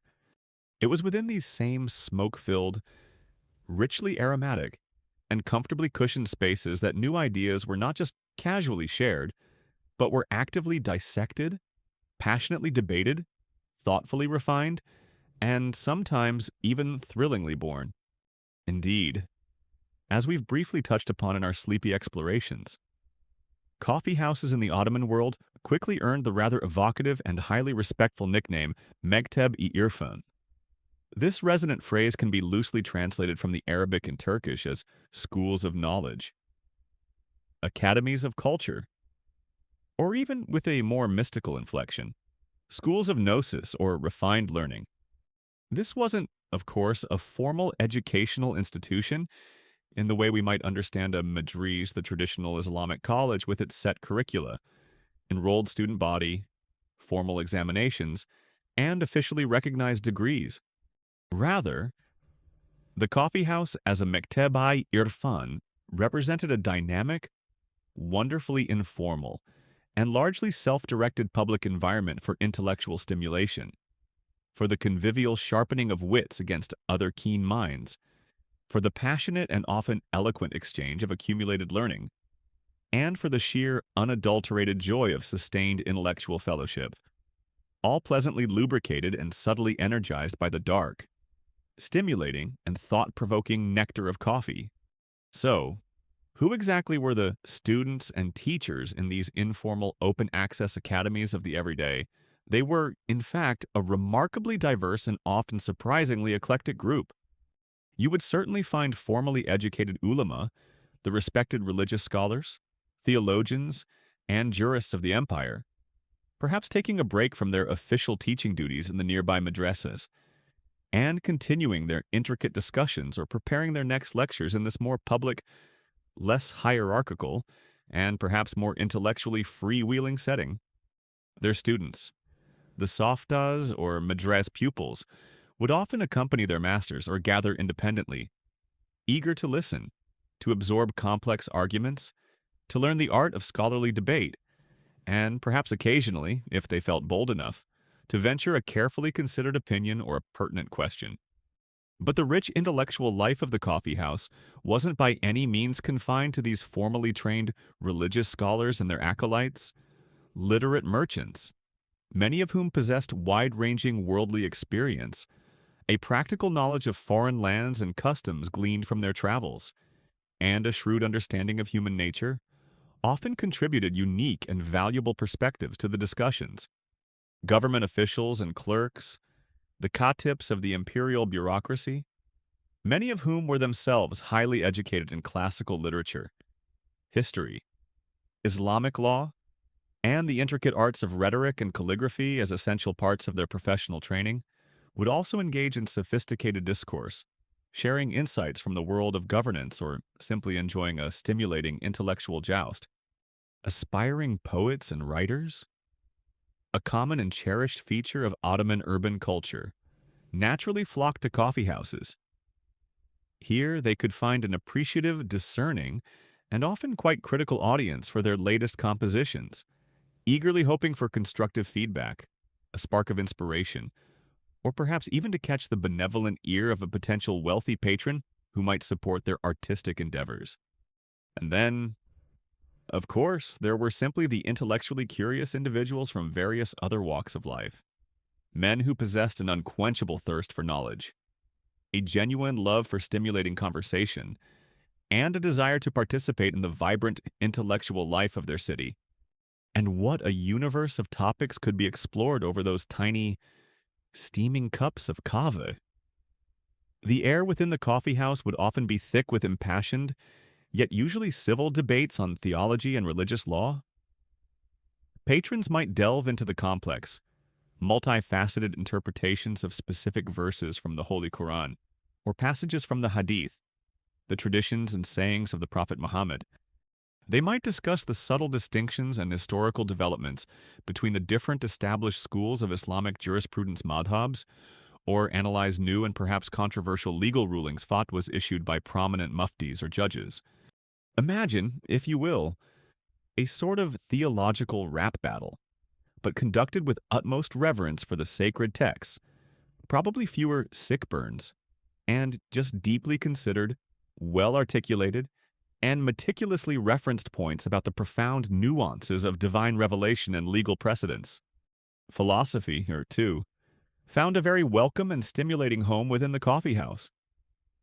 The great classical Greek philosophers, Plato known to them as Eflatun, the revered Aristotle Aristo, and the mystical Plotinus, were well known and diligently studied in the Islamic world, thanks to centuries of sophisticated Arabic translation, adaptation, and extensive commentary by brilliant Islamic philosophers. The seminal works of towering figures in Islamic philosophy like Al-Farabi, the second teacher after Aristotle, Avicenna ibn Sina with his vast medical and philosophical encyclopedias, and Averroes ibn Rushd with his influential commentaries on Aristotle, as well as critical and original thinkers like Al-Ghazali, who sought to reconcile philosophy with Islamic theology, would be earnestly discussed. Their complex arguments on metaphysics, ethics, logic, the nature of existence, and the relationship between reason and revelation would be passionately explored, adopted, and contested by the coffeehouse intellectuals. But perhaps no subject resonated more deeply, more consistently, or more passionately within the Ottoman coffeehouse than literature and especially poetry. This was, in many ways, the very lifeblood of much of its intellectual, artistic, and emotional activity. Patrons would lovingly recite cherished verses from the great classical Persian poets, giants like Hafiz, Sadi, and the ecstatic mystical poet Rumi, whose works were as familiar, as beloved, and as frequently quoted in Ottoman literary circles as Shakespeare or Milton would later be in England. And the works of contemporary Ottoman poets, master wordsmiths like the celebrated Beki, renowned for his elegant and worldly Gazel's lyric poems, or the poignant and often melancholic Fuzuli, who wrote with equal brilliance in Turkish, Persian, and Arabic, also had their verses shared, lauded, and meticulously, sometimes fiercely critiqued within these appreciative gatherings. Aspiring poets, hearts perhaps pounding with a mixture of hope and trepidation, might nervously offer their own newly composed ghazals or elaborate qasidas odes for public consumption. Listening intently to the feedback from their peers and established masters, lively discussions would revolve around the beauty of a particular turn of phrase, the ingenuity of a specific metaphor, the technical skill demonstrated in a complex rhyme scheme, the profound emotional power conveyed by a simple verse, and indeed, the very soul and boundless possibilities of language itself. History and the recounting of chronicles also provided rich and endless fodder for conversation and contemplation. Patrons would recount and discuss stirring, instructive, or cautionary events from early Islamic history. The exemplary lives of the Prophet Muhammad and the rightly guided caliphs, the glorious conquests and complex, often challenging, governance of past and present Ottoman sultans, and timeless tales of heroism, political intrigue, dynastic fortune, and dramatic reversals of fate. Even topics that we might now categorize more strictly under science could certainly find their place in coffeehouse discourse, although perhaps less frequently than the humanities. This might include discussions on practical aspects of medicine based on the revered Galenic traditions inherited through Islamic scholarship. Astronomical observations relevant to determining the precise prayer times or the intricate Islamic lunar calendar. Geographical knowledge gleaned from the fascinating accounts of long-distance travelers and seafarers returning from distant lands and mysterious seas, or even engaging mathematical puzzles and challenging logical concepts. And what magical elixir fueled these long, often nocturnal hours of intense debate, deep scholarly study, creative composition, and sheer intellectual camaraderie coffee? Of course, the gentle but persistent stimulant effect of the cave, its ability to sharpen the mind, focus the attention, and ward off drowsiness, was perfectly suited to keeping minds alert, agile, and engaged for extended periods of demanding intellectual endeavor, all without the intoxicating cloudiness or potential for unseemly behavior that wine or other alcoholic beverages might bring. Coffee was the ideal, socially acceptable companion for sustained intellectual effort and convivial discourse. It is a mainstream historical fact that Ottoman coffeehouses rapidly evolved into significant and highly valued informal centers for intellectual and literary activity throughout the 16th and subsequent centuries.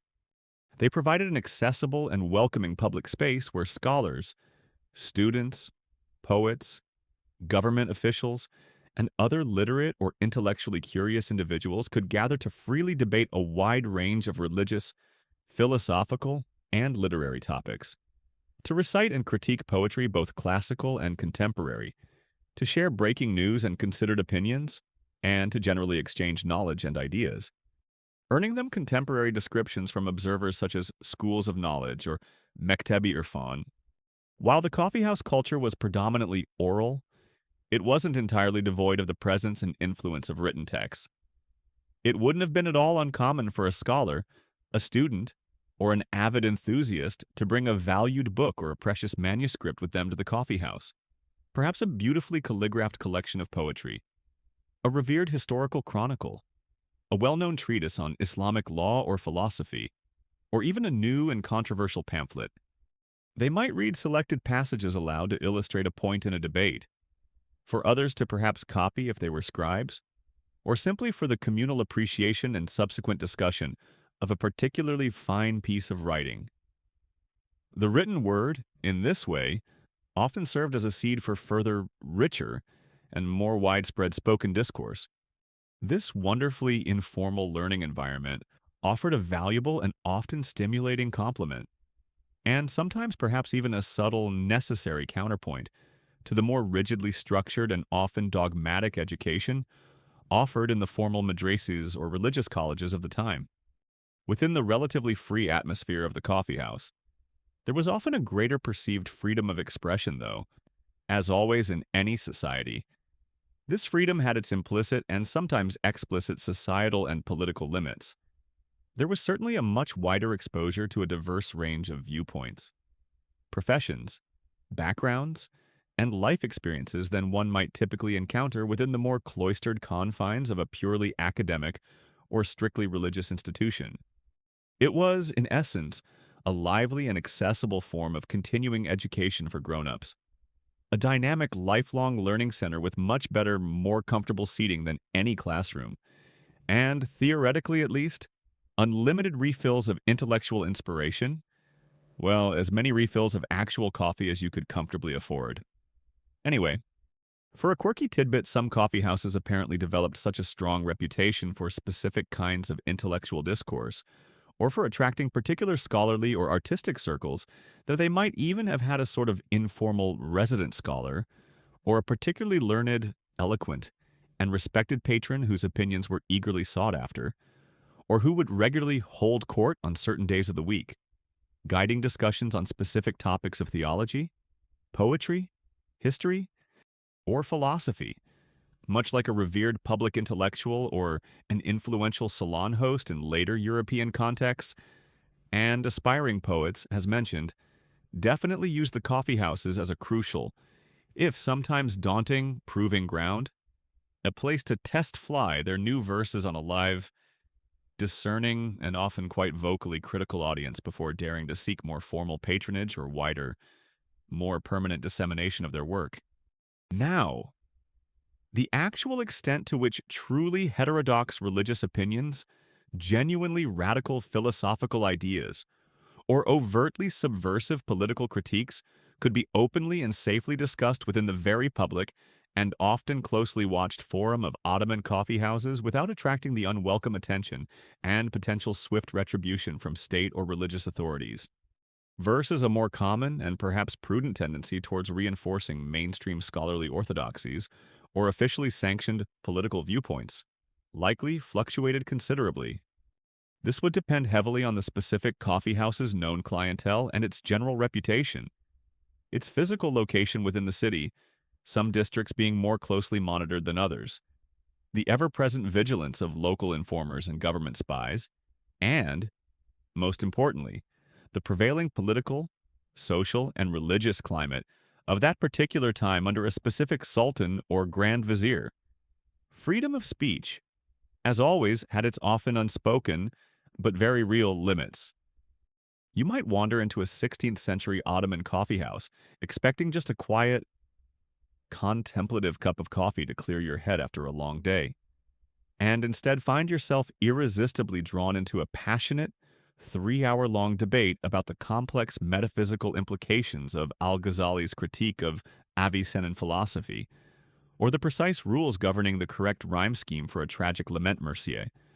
It definitely kept you on your toes, sharpened your wits, and probably made you wish, on occasion, that you'd paid a little more diligent attention in your advanced philosophy or poetics class back in the Madris, assuming, of course, you'd ever had the good fortune to attend one. Thus, the Ottoman coffeehouse was clearly far more than just a convenient location for idle chatter or a quick, functional caffeine fix. It was a veritable crucible of thought, a vibrant public arena for sophisticated intellectual sparring and the passionate pursuit of knowledge, a nurturing ground for emerging literary talent, and a genuine, accessible school of knowledge for anyone with an open and inquisitive mind, a ready and articulate tongue, and a deep fondness for the stimulating, thought-provoking company of others, all gathered harmoniously around the humble, yet intellectually powerful, shared coffee cup. Now, while the Ottoman coffeehouse certainly buzzed with the stimulating energy of profound philosophical arguments, intricate legal debates, the vital sharing of breaking news, and the soaring, eloquent verses of highly respected poets, a true mekteb-i-irfan, a school of knowledge. As we've discovered, it wasn't all high-minded intellectualism and deadly serious discourse. All the time. Not by a long shot. Far from it, in fact. These were also, crucially, and perhaps for many of their regular patrons, primarily places of much-needed leisure, welcome relaxation, easy companionship, and simple everyday human fun. The coffee, as we know, kept you awake and alert? Yes, but you naturally needed something pleasant and engaging to do with all that newfound, sustained alertness, especially if you plan to linger for a few hours, as many did. Among the most popular and widely respected pastimes to be found within the coffeehouse walls was chess, or satranç as it was known in Ottoman Turkish, a game with ancient Persian and Indian roots. This venerable game of strategy, foresight, and deep intellectual engagement found a very natural and appreciative home in the thoughtful atmosphere of the coffeehouse. You'd often see players, young and old, from various walks of life, hunched intently over a chessboard, which itself might be a beautifully inlaid work of art. Their brows would be furrowed in deep concentration, their minds racing as they contemplated their next move, weighing possibilities anticipating their opponent's counter strategies. Onlookers, often fellow patrons with a keen interest in the game, would frequently gather around, silently observing the unfolding battle of wits, perhaps offering unsolicited and probably mostly unwelcome advice in hushed, respectful tones, or nodding sagely at a particularly clever maneuver. Forget modern esports with their flashing screens, frantic clicking, and sugary energy drinks. This was the original O Sports, Ottoman strategy, played with elegantly carved pieces of ivory, bone, or wood, fueled by strong, dark coffee and intense, almost palpable, silent stares of concentration. Equally, if not even more, ubiquitous and beloved was backgammon, or tavla, as it's passionately called in Turkey to this day. This game, with its delightful blend of tactical skill and the capricious element of luck introduced by the dice, it's generally faster paced compared to chess, and the satisfyingly rhythmic click-clack of the dice being thrown and the wooden pieces being moved across the board was a constant and defining feature of coffeehouse life. The sound of tavla being played, the energetic rattle of dice in a leather or wooden cup, the sharp, decisive tap of pieces landing on the inlaid points of the board was one of the quintessential, most easily recognizable, and often most comforting soundscapes of the Ottoman Coffeehouses. It was generally a more overtly social game than the introspective intensity of chess, often accompanied by friendly banter, good-natured teasing, exasperated sighs at unlucky rolls, and triumphant shouts or quiet smiles at a game well won.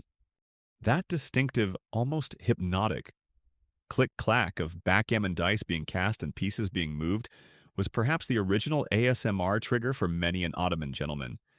A soothing, familiar sound that signaled either impending, glorious victory or potentially soul-crushing, ignominious defeat, depending entirely on the fickle, unpredictable whim of the roll.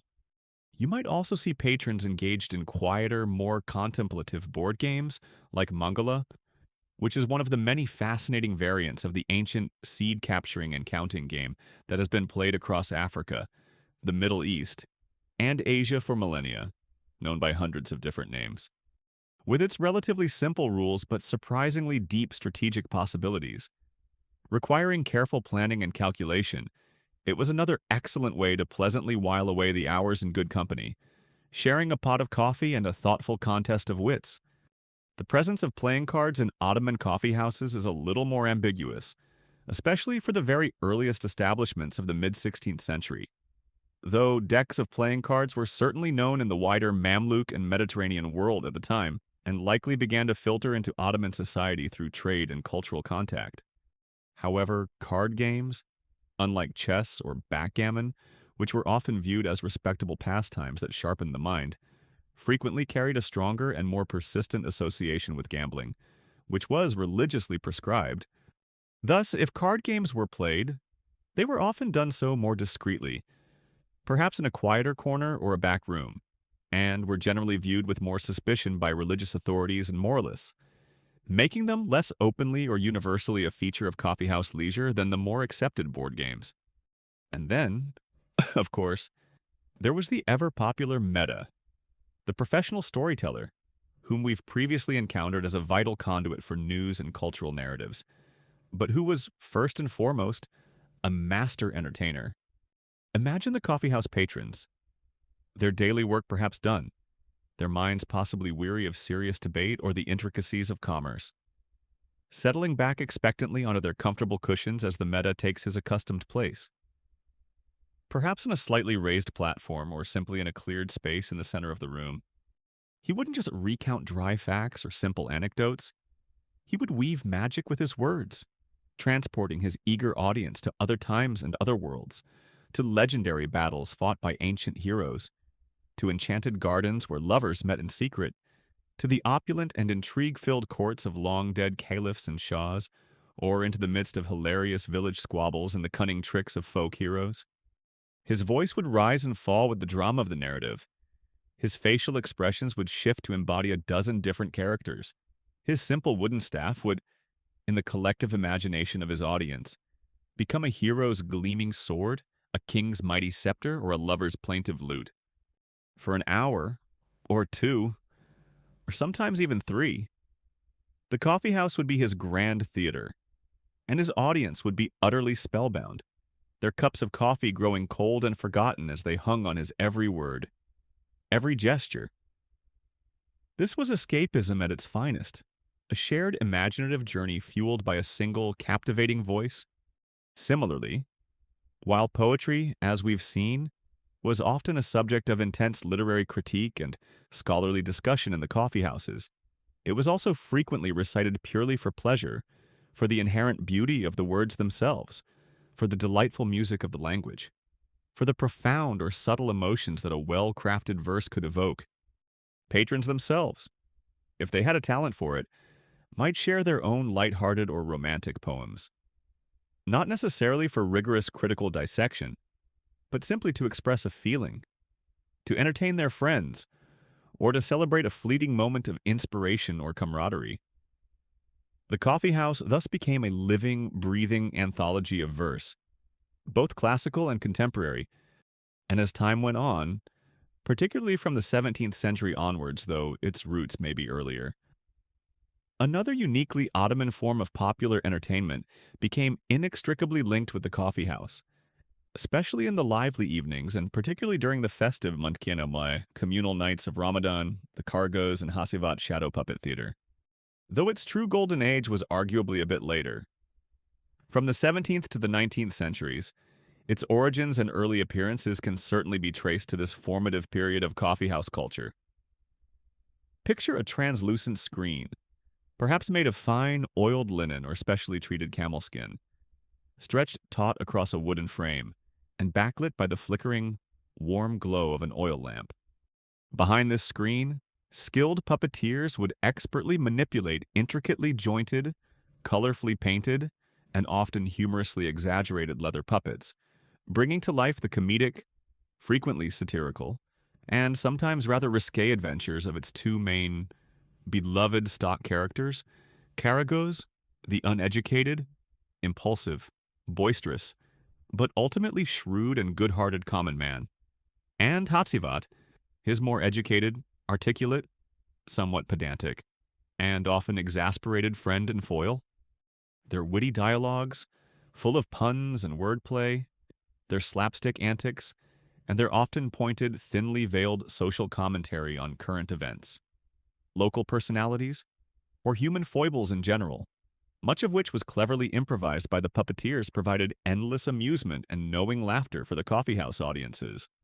Karagos and Hatzavat were, in essence, the original, beloved Ottoman sitcom duo, their endless bickering, their harebrained schemes, and their sharp observations on society providing much-needed comic relief and a healthy dose of surprisingly edgy social critique. Probably far less product placement than in modern television shows. Though, unless you count the occasional glowing review of the coffeehouse itself, cleverly worked into the script by a grateful puppeteer, it is a mainstream historical fact that Ottoman coffeehouses served not only as crucial centers for news dissemination and serious intellectual discussion, but also functioned as vital and immensely popular venues for various forms of leisure and widespread entertainment. Patrons commonly and enthusiastically engaged in absorbing board games like chess trance and the ever-present backgammon tavla, listened attentively for hours to the captivating performances of professional storytellers enjoyed recitations of both classical and contemporary poetry, and, particularly in later periods, were regularly entertained by the unique and humorous antics of Karagos and Hasivat shadow puppet plays. And sometimes, of course, the best and most readily available entertainment in the coffeehouse was simply the coffeehouse itself. Just sitting there comfortably, slowly sipping your strong, dark coffee, observing the constant, fascinating flow of different characters coming and going, eavesdropping discreetly, naturally, or perhaps not so discreetly on intriguing snippets of diverse conversations, watching the various small dramas and quiet comedies of everyday urban life unfold before your very eyes. This was a deeply satisfying and entirely legitimate pastime in itself. The Kavahan was a living theater, a constantly shifting tableau. Its patrons both the actors and the audience in a never-ending human play. For a quirky tidbit, some particularly dedicated and enterprising coffeehouse owners might have become renowned throughout their neighborhood or even across the city, not just for the superior quality and strength of their coffee, but also for the excellence and beauty of their game boards. Perhaps a tavla set made of rare woods and inlaid with mother of pearl, or for consistently attracting the city's most skilled and famous players of chess or backgammon.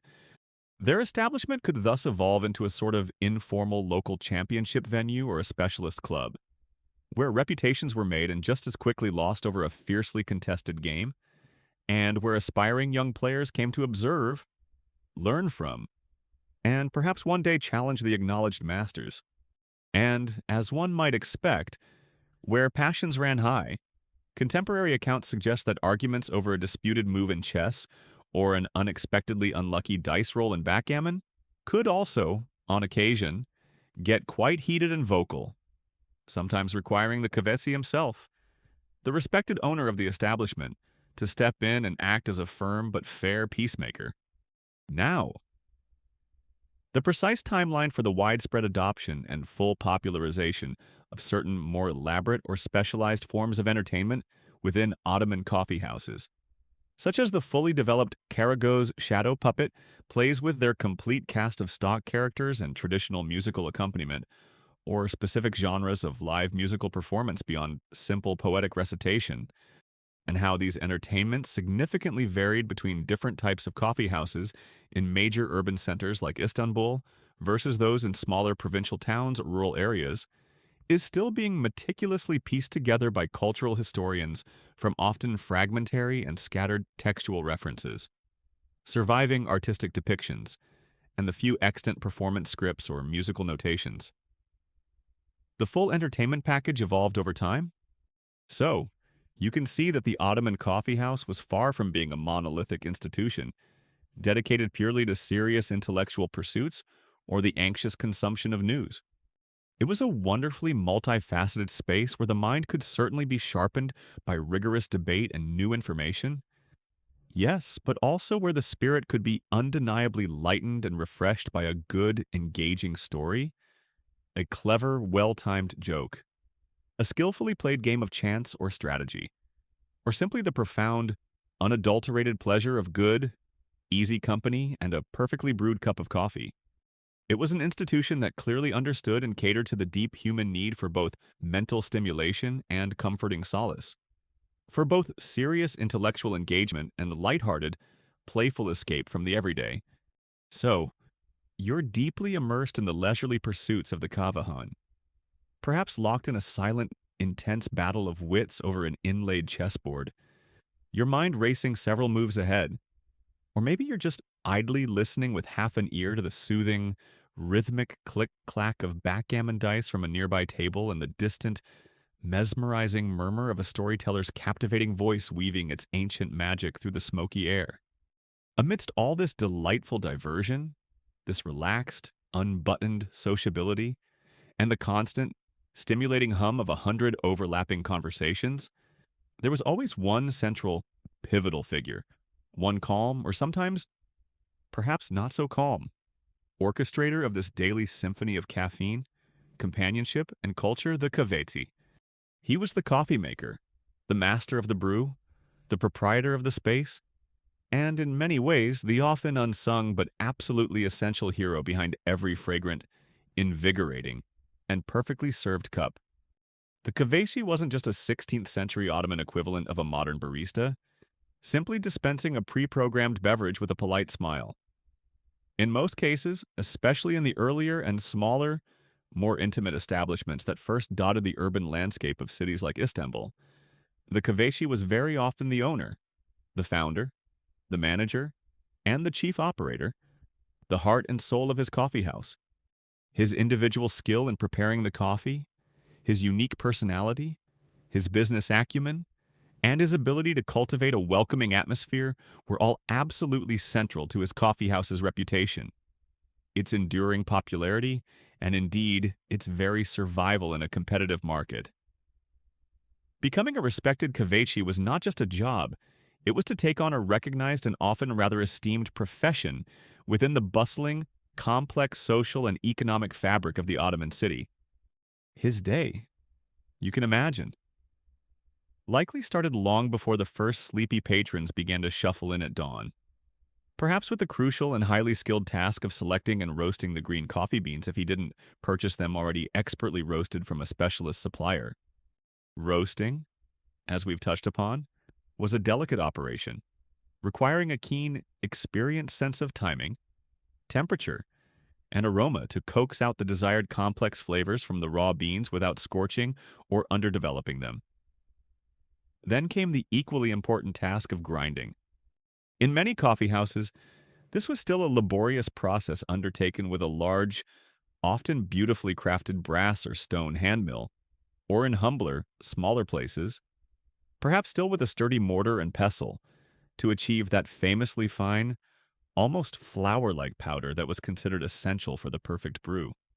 But it was at the okak, the dedicated coffee hearth with its glowing, patiently tended charcoal brazier, that the Kaveshi's true artistry and theatrical flair truly shone. Here, he would meticulously prepare each order of coffee, usually in individual small copper or brass pots with long, elegant handles, the iconic sezve or ibrik. With practiced hands, he would measure the fine coffee powder into the pot, add the precise amount of fresh cold water, and then, if the custom had already started to take hold in his establishment, or if a particular patron specifically requested it, perhaps a carefully measured portion of sugar, though much of the early Ottoman coffee was enjoyed unsweetened and strong. Then came the careful, almost reverent, dance with the heat. He would bring the brew slowly, patiently, to a near boil, allowing that rich, velvety, highly prized foam, the kaymak, often referred to as the face or cream of the coffee, to form and rise. He might lift the kesve from the heat once or even twice to control the process, to let the foam subside slightly before allowing it to rise again, all before expertly, gracefully pouring the coffee, grounds and all, into the waiting small, handleless finjan. This wasn't just a mechanical, rote process. It was a performance, a display of practice, skill, and deep knowledge, honed over years of experience. There were no automatic espresso machines with pre-programmed settings and digital readouts here. This was truly artisanal coffee making, one tiny, perfect, bespoke pot at a time. It probably came with a lot of opportunities for a dramatic, almost theatrical size of concentration from the Kvechi and knowing, appraising glances at the quality and persistence of the foam from both the maker and the eagerly expectant customer. Good foam was the sign of a master. Beyond his considerable technical skills in coffee preparation, the Kvechi played a crucial and multifaceted social role within his establishment. He was, in essence, the host of this unique public living room, the genial master of ceremonies.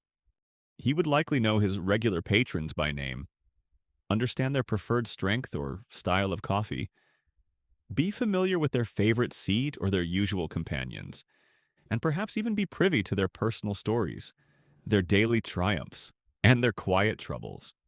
He might serve as a discreet, trusted confidant for some, a reliable and well-connected source of local news or neighborhood scuttlebutt for others. He was also, by necessity, a vigilant maintainer of order and a careful curator of his coffeehouse's unique atmosphere and reputation. If a debate between scholars became a little too heated and personal, or if a game of tavla became overly boisterous and threatened to disturb other patrons, it was often the Kvechi who would gently, or sometimes with a display of firm authority, intervene to restore calm, mediate the dispute, and ensure that his establishment remained a welcoming, comfortable, and respectable place for all his patrons, or at least, all his paying male patrons. As we've noted the general gender exclusion, in a very small, modest, one-man operation, the Kvechi might indeed do everything himself, from sourcing the beans to sweeping the floor at the end of a long day. But in larger, busier, and more successful establishments, he would certainly have had some help. There might be one or more apprentices, often young boys or youths known as churak, pronounced chirak. These lads would be learning the intricate and respected coffee trade from the ground up, quite literally, perhaps starting with the arduous tasks of grinding the beans by hand, meticulously tending the ever-hungry charcoal fire, endlessly cleaning the numerous tiny cups and pots, and eventually graduating to serving the patrons with speed and courtesy. If they were diligent, observant, and lucky, they might one day learn the Master Cavesi's subtle secrets of brewing and perhaps even aspire to own their own coffee house. Training a new apprentice, one imagines, probably involved a lot of exacting instruction and perhaps a few stern admonishments along the lines of, "No, no, my boy, the foam must be like the gentle, contented sigh of a well-fed kitten, not the angry, uncontrolled froth of a rabid camel. Getting it just right is an art form, a delicate dance, not some clumsy science experiment." There would certainly be someone, perhaps a younger apprentice or a dedicated worker, specifically tasked with keeping the charcoal brazier supplied with fuel and glowing at the optimal sort of consistent temperature. A hot, dusty, and often rather thankless job, but absolutely essential for the continuous production of good coffee. And in the most bustling and prosperous coffee houses, there might be dedicated servers to deftly navigate the crowded floor, delivering the steaming cups to eager patrons and efficiently collecting the empties, and perhaps even someone akin to a manager to oversee the accounts. Keep track of supplies, manage any additional staff, and generally ensure the smooth and profitable running of the business side of the enterprise. It is a mainstream historical fact that the Kvechi, or coffee maker, who very often also served as the owner and principal operator of the Ottoman Coffeehouse, was considered a skilled professional in his own right. His diverse and demanding responsibilities typically included the careful sourcing of high-quality coffee beans, often undertaking the roasting and grinding processes himself, especially in earlier times or smaller establishments, and then expertly brewing the coffee, usually in individual small copper or brass pots known as sezves or ibrix over a traditional charcoal brazier. Beyond these essential technical skills, the Kvechi played a crucial social role as the welcoming host, the diligent manager of the coffeehouse environment, and often the very defining personality and public face of his establishment. For the Kvechi was indeed running a business, a pioneering form of small, independent enterprise in many ways that required not just skill but also considerable entrepreneurial spirit. He had to manage his supply chain with care and foresight, sourcing good quality coffee beans at a reasonable price, which could often be a challenge given the long and sometimes precarious trade routes from Yemen or other growing regions. He needed a constant and reliable supply of charcoal for the brazier, fresh, clean water for brewing a valuable commodity in itself, and a sufficient stock of durable, attractive cups. He also had to factor in the costs of renting or owning his premises, investing in the comfortable and inviting furnishings, the carpets, cushions, low tables, and perhaps even decorative elements that made his particular coffee house an attractive place to linger. And, of course, he had to price his coffee competitively. Generally, coffee was a relatively affordable drink, accessible to a wide range of Ottoman society, so profitability often depended on achieving a good, steady volume of customers and perhaps encouraging them to linger, and therefore to potentially order multiple cups over the course of several hours. He wasn't just brewing coffee, he was carefully, astutely brewing profits, one tiny, fragrant, and increasingly indispensable cup at a time. He was, you might say, the original Ottoman micro-entrepreneur, fueled quite literally by his own high-quality caffeine supply and the sustained loyalty of his diverse and discerning clientele. For a quirky tidbit that speaks to their standing successful and respected Kvesis could become quite well-known and even genuinely influential figures within their local neighborhoods or specific professional or social circles that frequented their establishments. Their coffeehouses often served as recognized local landmarks, trusted social hubs, and reliable familiar meeting points in the sprawling urban landscape. It wasn't at all uncommon for a particularly skilled, personable, or well-connected Kvechi to build up an incredibly loyal following of regular patrons who would frequent his establishment for many years, sometimes even for generations if the coffeehouse, along with its secret brewing techniques and good reputation, was successfully passed down within his family. Eventually, as coffeehouses became more numerous and the trade more established. Formal guilds for coffee makers and coffeehouse owners, the Kahveci Esnaf, were established in major cities like Istanbul, further solidifying their professional status, protecting their interests, and sometimes even regulating aspects of their trade, such as prices or quality standards. Now, the precise day-to-day economic structure and average profitability margins of typical Ottoman coffeehouses, particularly in distinguishing between the smaller, more modest neighborhood establishments versus the larger, more centrally located, and perhaps more elaborately furnished ones that catered to a wealthier or more official clientele. And furthermore, the exact timeline for the development and the extent of formal guild organization and state regulation among early Kavisis across the vast Ottoman Empire are areas where detailed and specific historical data can sometimes be sparse or frustratingly indirect. Historians often need to meticulously piece together a mosaic of information from surviving but often incomplete tax records, incidental court documents relating to property disputes or licenses, passing mentions in contemporary literature or poetry, and the sometimes biased or incomplete anecdotal accounts of Ottoman chroniclers and European travelers to reconstruct this important socio-economic aspect of early coffeehouse life. The balance sheets of 16th century coffeehouses are, alas, mostly lost to us.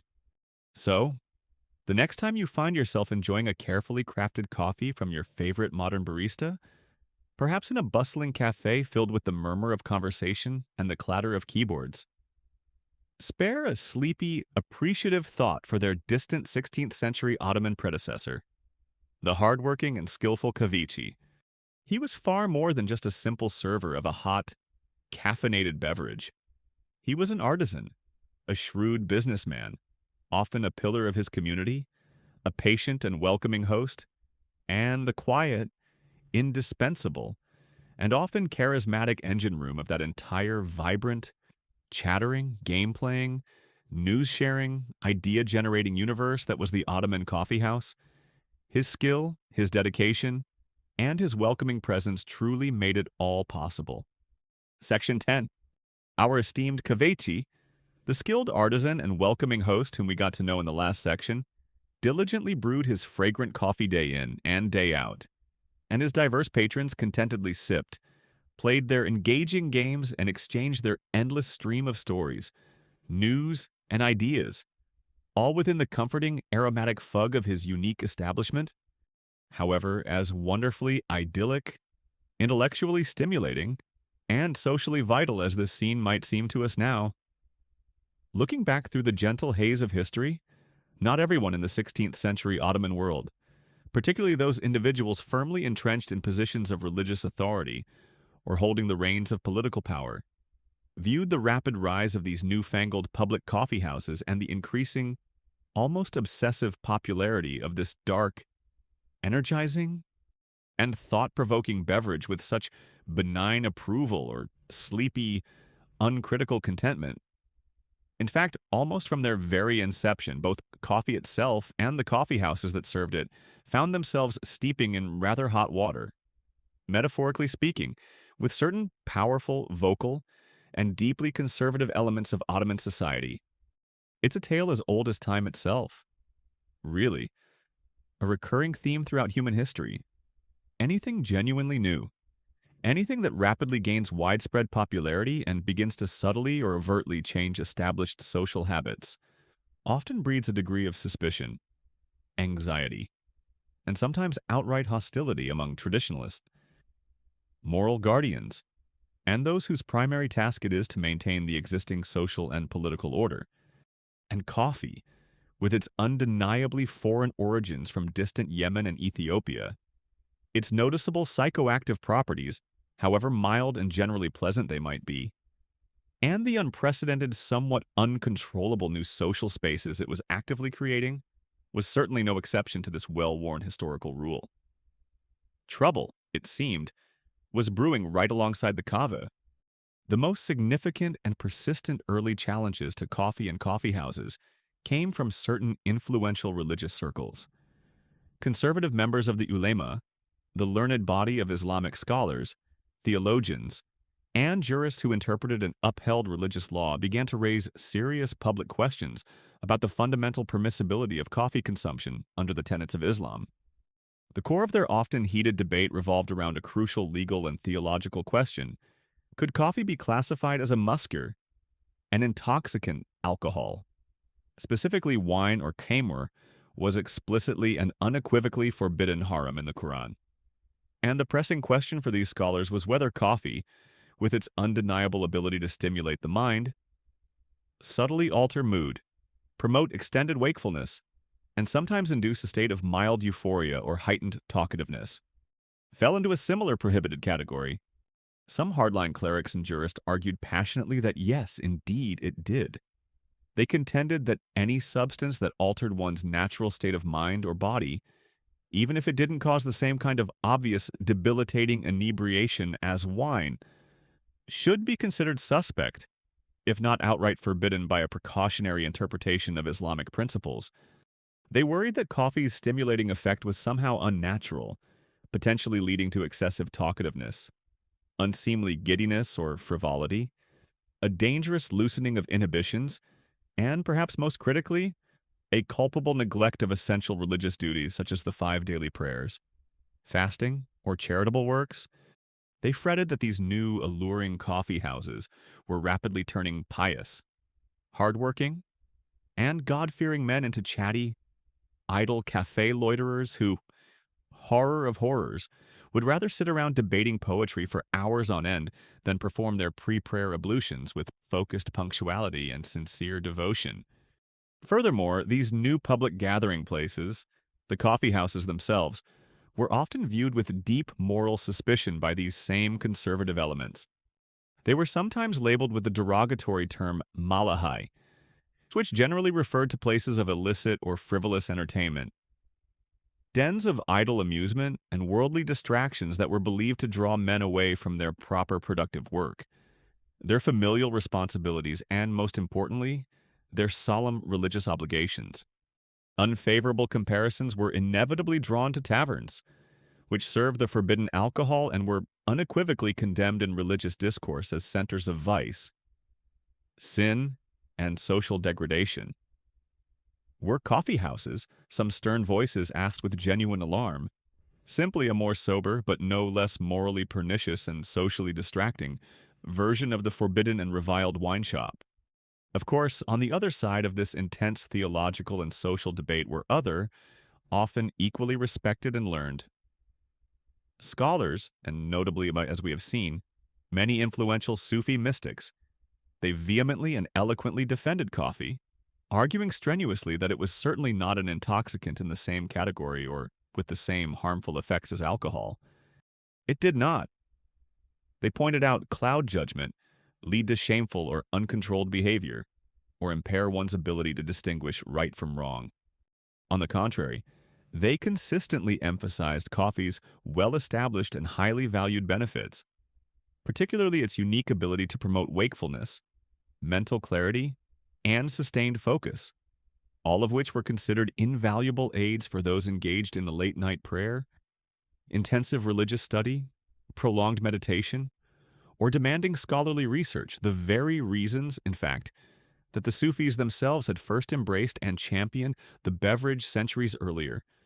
They also correctly pointed out that coffee, as a substance, was not explicitly mentioned, let alone specifically forbidden, in either the Quran or the Hadith, the recorded traditions and sayings of the Prophet Muhammad.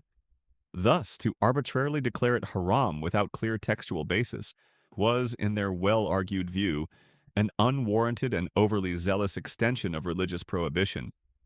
Beyond the strictly religious arguments, the Ottoman state authorities, the Sultan himself, his powerful Grand Vizier, and other high-ranking officials in the imperial administration had their own distinct set of political and social anxieties regarding the rapid proliferation and immense popularity of coffeehouses. Remember our earlier description of the coffeehouse as the internet of its day? Well, just like the modern internet, this new, largely uncontrolled, and highly accessible public sphere, where large numbers of men from diverse backgrounds could gather freely for many hours on end to discuss, well, absolutely anything and everything, often made rulers and their advisors decidedly nervous. What if these seemingly innocent daily discussions about poetry or market prices turned to pointed criticism of the Sultan's latest policies, the perceived competence, incompetence of his officials, or the fairness and burden of new imperial taxes? What if these seemingly innocuous social gatherings inadvertently became hotbeds for sedition, clandestine places where political plots against the state could be hatched, or where anti-government rumors, discontent, and even open rebellion could spread like wildfire through the densely populated urban populace? The Ottoman authorities were acutely aware, from long and sometimes bitter experience, that a well-informed public, or even a misinformed but highly agitated public, could be a very dangerous and unpredictable thing indeed. There were also more mundane, but still pressing, concerns for the state. Some officials worried about public order, fearing that heated arguments or gambling disputes within crowded coffeehouses might spill out into the streets and cause wider disturbances. Others expressed anxieties that too many men, particularly from the artisan and laboring classes, were spending far too much of their valuable working day idly sipping coffee and engaging in frivolous chatter, thereby neglecting their productive labor, which in turn could negatively impact the empire's economy or even its military readiness if essential craftsmen were not at their posts. It is a mainstream historical fact that almost from their very introduction into the Ottoman Empire in the mid-16th century, both the beverage of coffee itself and the public coffeehouses that served it faced intermittent but sometimes severe periods of religious condemnation and political opposition. Conservative religious scholars frequently engaged in heated debates about whether coffee was a permissible stimulant under Islamic law or an intoxicating substance muskir that should be considered forbidden haram. Simultaneously, state authorities at various levels sometimes viewed the burgeoning coffeehouse culture with considerable suspicion, fearing that these popular establishments could easily become centers for idleness, social disorder, the neglect of work and religious duties, and, most alarmingly, the unchecked spread of political dissent or seditious rumors. These concerns weren't merely theoretical anxieties, they did lead to concrete actions. Even before coffeehouses truly took root and flourished in Istanbul, there had been earlier attempts to suppress coffee drinking in other major Islamic cities like Mecca, reportedly as early as 1511, though the ban was short-lived, in Cairo, where religious authorities at times deemed it unlawful and ordered coffee stocks to be destroyed. Once coffeehouses blossomed in Istanbul in the 1550s, they too faced periods of official disapproval and attempts at control. While a sustained, empire-wide, legally enforced ban on coffee consumption or coffeehouse operation directly from the Sultan himself seems to have been relatively rare during most of the latter half of the 16th century.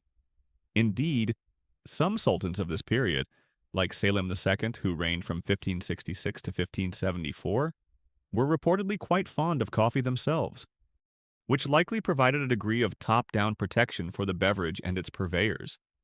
There were certainly numerous instances where zealous local officials, perhaps prompted by a particularly influential conservative Grand Mufti or in response to a specific public order incident, ordered the temporary closure of coffeehouses in certain districts, the public destruction of coffee pots and supplies, or even the exemplary punishment of coffee sellers and drinkers. Trying to effectively ban coffee once a significant portion of the population had tasted its delights, experienced its unique ability to make early mornings slightly less horrific, or found that long afternoons of work became more bearable with its aid, that was a considerably bolder and arguably more difficult move than, say, confronting the entire Safavid army on a distant battlefield. And as history would repeatedly show, such bans were probably far less successful in the long run than any military campaign. For a quirky tidbit that illustrates the intensity of this opposition, there are rather dramatic, if sometimes embellished, historical accounts of certain zealous Grand Muftis issuing powerful fatwas formal, binding religious edicts unequivocally condemning coffee as forbidden and ordering its immediate suppression. These edicts sometimes led to quite theatrical, if often ultimately temporary, public displays of official displeasure. Government officials, accompanied by city guards, might raid coffee houses, smashing precious coffee pots and delicate ceramic cups in the streets, confiscating sacks of valuable coffee beans, and even publicly flogging or parading arrested coffee sellers through the city as a stern warning to others. One particularly creative and determined cleric. So a popular story goes, even declared coffee beans to be a form of coal foam in an attempt to make them seem unpalatable, impure, and spiritually undesirable. Now, the actual consistency, the practical effectiveness, and indeed the primary underlying motivations of these early attempts to suppress coffee drinking or close down coffee houses in 16th century Istanbul and other major Ottoman cities remain complex and often debated questions for historians. They continue to meticulously explore whether these frequently intermittent measures were primarily driven by genuine religious piety and sincere moral concern among certain segments of the ruling elite and the ulama.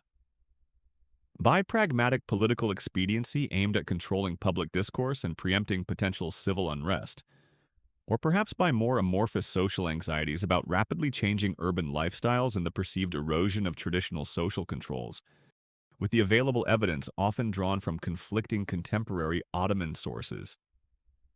Official but sometimes propagandistic records, and the occasionally biased or misinformed accounts of later chroniclers and European travelers. The full story is, as always, a bit murky. The history of coffee and coffee houses in the Ottoman Empire, especially in these formative early decades and then even more dramatically later in the 17th century, under famously strict sultans like Murad IV, who imposed very severe, even capital punishments for coffee drinking, was often characterized by a curious and recurring cycle.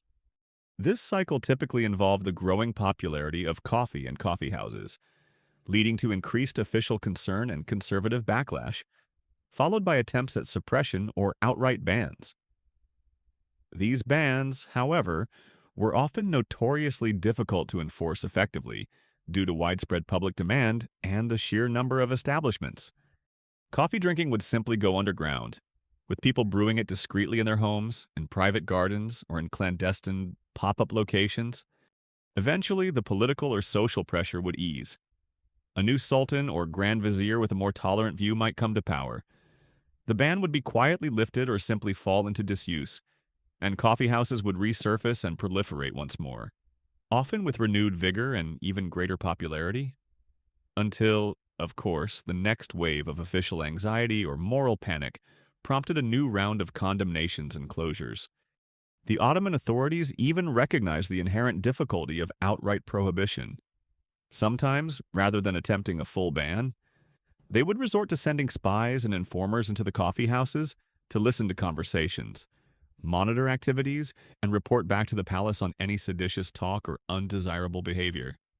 The coffeehouse spy, one imagines, probably had the hardest and most conflicted job of all, trying to look perfectly inconspicuous while frantically attempting to note down who was complaining about the Grand Vizier's new tax on pigeon feed or the latest military setback, all while simultaneously resisting the very tempting urge to order another delicious, comforting, but potentially politically compromising cup of freshly brewed cave for himself.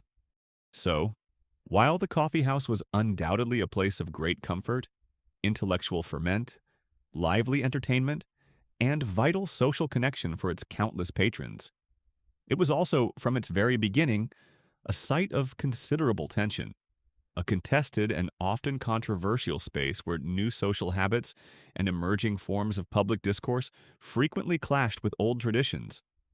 Established moral codes, and the ever-present anxieties of power. The story of coffee in the Ottoman Empire was never just a simple, smooth, untroubled brew. It always had a few bitter grounds of controversy, opposition, and debate thoroughly mixed in. So, we've navigated the occasionally turbulent waters surrounding the early Ottoman coffee house, witnessing how it often weathered the storms of religious condemnation and sometimes endured the chilling drafts of imperial displeasure that we gently explored in our last section.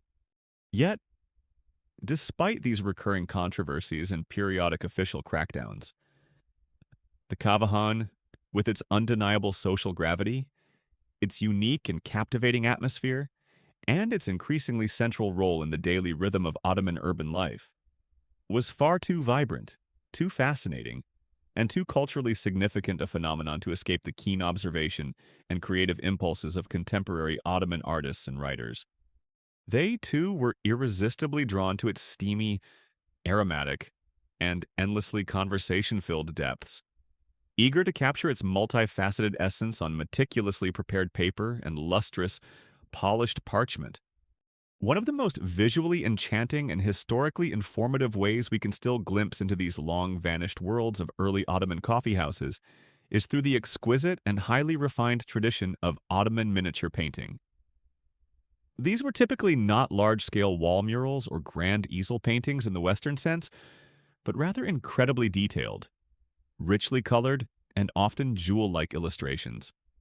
They were usually created by highly skilled court artists or artisans in specialized workshops to accompany and illuminate historical chronicles, epic poems, famous love stories, religious texts, or elegant literary anthologies, all bound within lavishly produced, handcrafted manuscripts destined for the Sultan's imperial library or the collections of wealthy, cultured patrons. While these miniatures frequently depicted grand courtly ceremonies, heroic battles, significant dynastic events, or scenes from beloved Sufi allegories, they also, wonderfully and fortunately for us, sometimes turned their meticulous, patient gaze upon the more intimate and everyday scenes of urban life, including the bustling, smoke-filled interiors of the increasingly ubiquitous coffeehouses. These Ottoman miniatures, with their characteristic lack of single-point Western perspective and their tendency towards a flattened, almost bird's-eye or multi-level view, often present a kind of detailed visual inventory, allowing the artist to depict multiple activities, diverse groups of people, and various architectural or decorative details simultaneously within a single, harmoniously arranged, and richly colored composition. Looking at one is like peering into an incredibly detailed, ancient Instagram feed, but where every single picture is a painstaking, hand-painted masterpiece, meticulously documenting the Nyamnyas coffeehouse vibes, Ottoman leisure, and daily grind pun intended of the 16th and 17th centuries. Within these beautifully rendered painted scenes, you might see the Kavesi himself, perhaps distinguished by a particular apron or a focused demeanor, diligently tending his coffee hearth, the small, long-handled sezves bubbling gently over the glowing charcoal. Patrons, always men in these public depictions, are shown clad in the diverse and colorful attire of their particular station in life or profession. Turbans of various intricate styles and hues indicating rank or affiliation. Flowing caftans of wool or silk. Perhaps the distinctive tall caps and ornate uniforms of janissaries if they are present. They are depicted lounging comfortably on the carpeted cedars raised benches, their plush, patterned cushions scattered about for maximum ease. Some groups are clearly engrossed in quiet, earnest conversation, their heads inclined towards each other, hands perhaps gesturing to emphasize a point. Others are intently focused on a game of chess or backgammon, the tiny, often remarkably detailed game pieces clearly visible on the board between them. Perhaps in one corner, a storyteller, the meta, stands animatedly, his staff in hand, captivating a rapt audience of seated listeners. The miniature artist might even include charmingly specific details like the small, handleless coffee cups being served, the individual coffee pots sezves used for brewing, the patterns on the carpets or wall tiles, or the architectural features of the coffeehouse itself. Perhaps gracefully arched doorways, intricately latticed windows, or even a small cooling water fountain if it were a particularly grand establishment. These miniatures are truly invaluable historical documents, offering us vivid visual evidence that often corroborates, enriches, or sometimes even provides unique details that complement the often more subjective or generalized textual sources from the period. Coffee and the coffeehouses themselves also quickly, and very thoroughly, brewed their way into the rich tapestry of Ottoman literature, particularly into poetry, which was perhaps the most highly esteemed, widely practiced, and socially pervasive art form in Ottoman culture for centuries. Almost as soon as coffee became a popular beverage, poets began to compose verses about it, exploring its myriad qualities and its impact on society. Entire poems, sometimes quite lengthy and elaborate, known by generic titles such as Cave Namea, which simply means Book of Coffee, or a Cavilla, an Ode to Coffee, were dedicated to praising the unique virtues of this exotic new beverage. They lauded its dark, alluring color, often comparing it poetically to the beloved's beautiful eyes, to musk, or to the black stone of the Kaaba.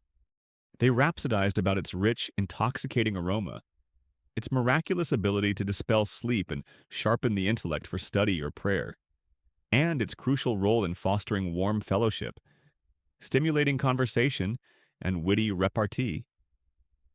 Some poets celebrated coffee as a divine gift, a milk of thinkers, a drink of scholars, or a blessed and indispensable aid to Sufi mystics in their long, nocturnal spiritual vigils.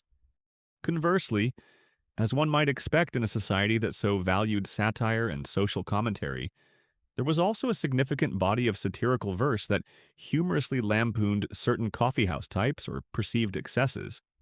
Poets would poke gentle or sometimes quite biting fun at the endless, pedantic debater who never yielded a single point, the incorrigible rumor-mongering gossip-monger who knew everyone's business, the inveterate backgammon or chess addict who seemed to neglect all other worldly responsibilities in pursuit of his game, or the pretentious pseudo-intellectual holding forth with unearned authority on subjects he barely understood.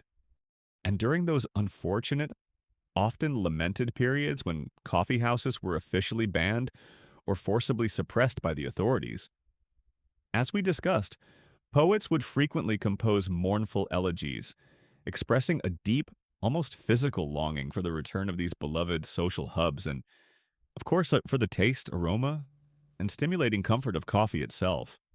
You can just imagine, can't you, that there was probably that one particularly dramatic, angst-ridden poet in every neighborhood coffeehouse, theatrically sighing over his empty cup, his brow furrowed in deep thought, just waiting for the muse, or perhaps more practically, for a sympathetic friend to offer him a free refill. To strike? He was the original caffeine-dependent, possibly starving, but undoubtedly eloquent artist, just with considerably more elaborate rhyme schemes and a finer appreciation for a good cup of cave.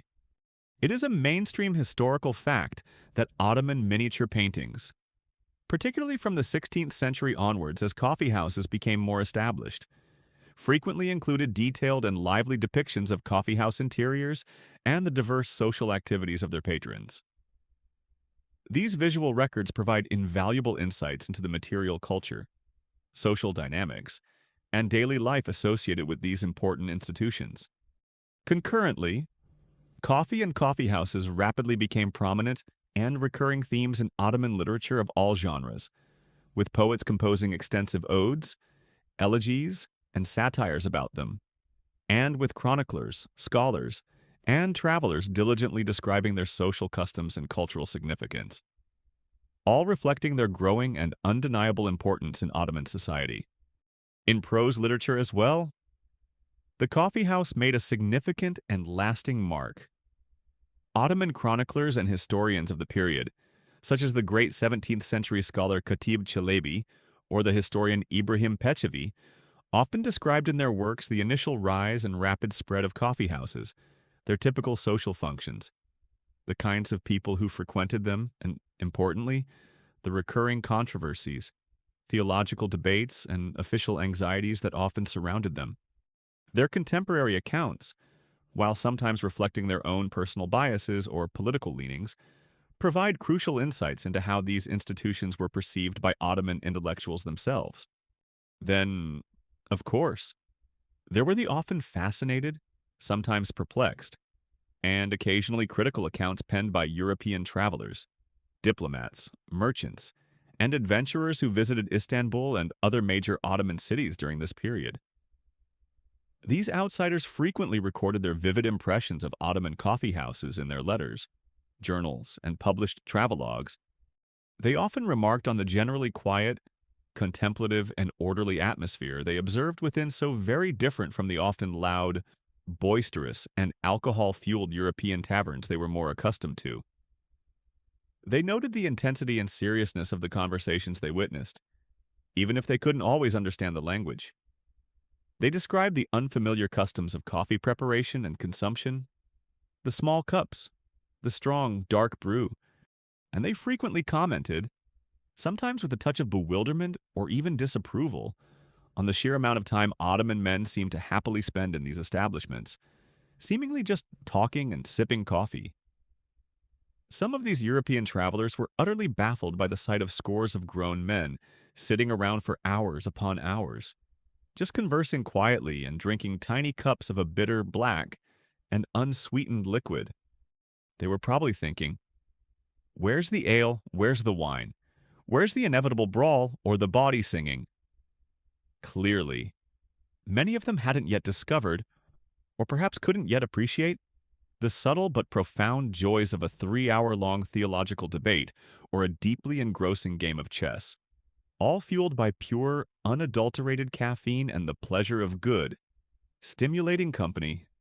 And finally, as we've previously noted, numerous moralistic and religious treatises were also penned by Ottoman scholars, both passionately for and vehemently against coffee and coffeehouses, detailing the intricate theological arguments, the pressing social concerns, and the perceived benefits or grave dangers of this rapidly spreading and transformative social phenomenon. For a quirky tidbit related to the literary celebration of coffee, some of the Ottoman poems specifically composed in praise of coffee, the kaviyas were not just simple rhyming couplets, but were incredibly elaborate, highly sophisticated, and artistically ambitious literary works. Their authors employed complex allegories, intricate metaphors, and rich, often mystical imagery to describe coffee's legendary journey from the humble bean to the transformative, soul-stirring brew.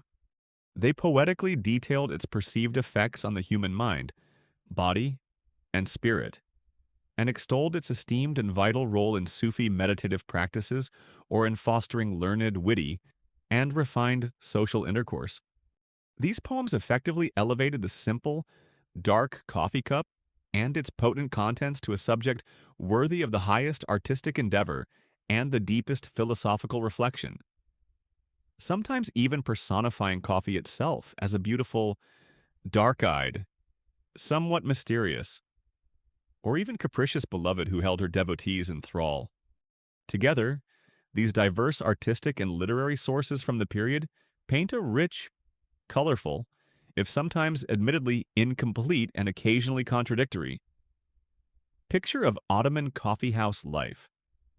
They vividly confirm the wide range of activities that regularly took place within their walls, the general social mix of the patrons who frequented them, and the unique, palpable ambiance that characterized these special establishments.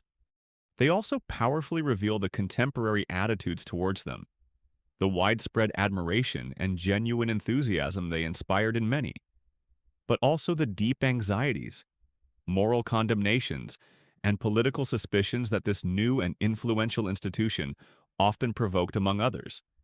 However, it's always important for us, as sleepy, discerning historians, to approach these historical sources with a gentle, critical awareness of their potential limitations and inherent biases. Miniature paintings, especially those commissioned for elite patrons or to illustrate official court chronicles, might sometimes present an idealized, sanitized, perhaps even stereotypical view of coffeehouse life, rather than a starkly realistic, unvarnished ethnographic snapshot. They might emphasize order and decorum over occasional chaos or dissent.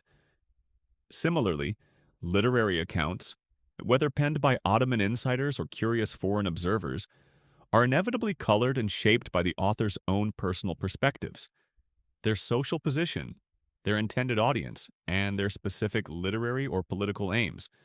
These sources don't always show us the truly boring, mundane, everyday occurrences, the quiet, unremarkable conversations, or perhaps the more genuinely subversive, illicit, or simply unseemly activities that might have occasionally taken place in the quieter, less scrutinized corners, or during the more uninhibited late-night hours. Now, the precise degree to which Ottoman miniature paintings of coffeehouse scenes should be interpreted as consistently accurate, almost photographic, depictions of everyday reality and social interaction within these diverse establishments, versus understanding them as somewhat idealized, artistically conventionalized, or even occasionally propagandistic portrayals intended to convey specific messages or reinforce particular social norms for their elite manuscript patrons and their particular worldview. And furthermore, how these visual conventions themselves evolved and changed over time and across different artistic workshops and imperial reigns remains a subject of careful ongoing iconographic analysis and lively, nuanced art historical discussion among specialists in the field. The pictures tell a story, but not always the whole story. Nevertheless, through the patient, meticulous, and wonderfully skilled hands of Ottoman miniaturist painters and the eloquent, insightful, and often passionate pens of their contemporary poets, chroniclers, and essayists, the vibrant, noisy, aromatic, multifaceted, and utterly fascinating world of the early Ottoman coffeehouse, its unique sights, its characteristic sounds, its fervent arguments, its shared laughter, its very heart and soul, has been remarkably preserved for us across the centuries. These precious survivals offer us a rich, if sometimes tantalizingly filtered, lens through which we can continue our sleepy, gentle exploration of this truly remarkable institution, a place where art and daily life were both brewed, consumed, debated, and celebrated with equal, unforgettable passion. Having peered through the meticulous and often beautifully revealing lens of Ottoman artists and writers to catch charming glimpses of the lively, bustling coffeehouse scene, let's now gently zoom in our sleepy focus, perhaps with a metaphorical magnifying glass, if you will, right onto the true star of the entire show, the very raison d'etre of the kavahane, the coffee itself.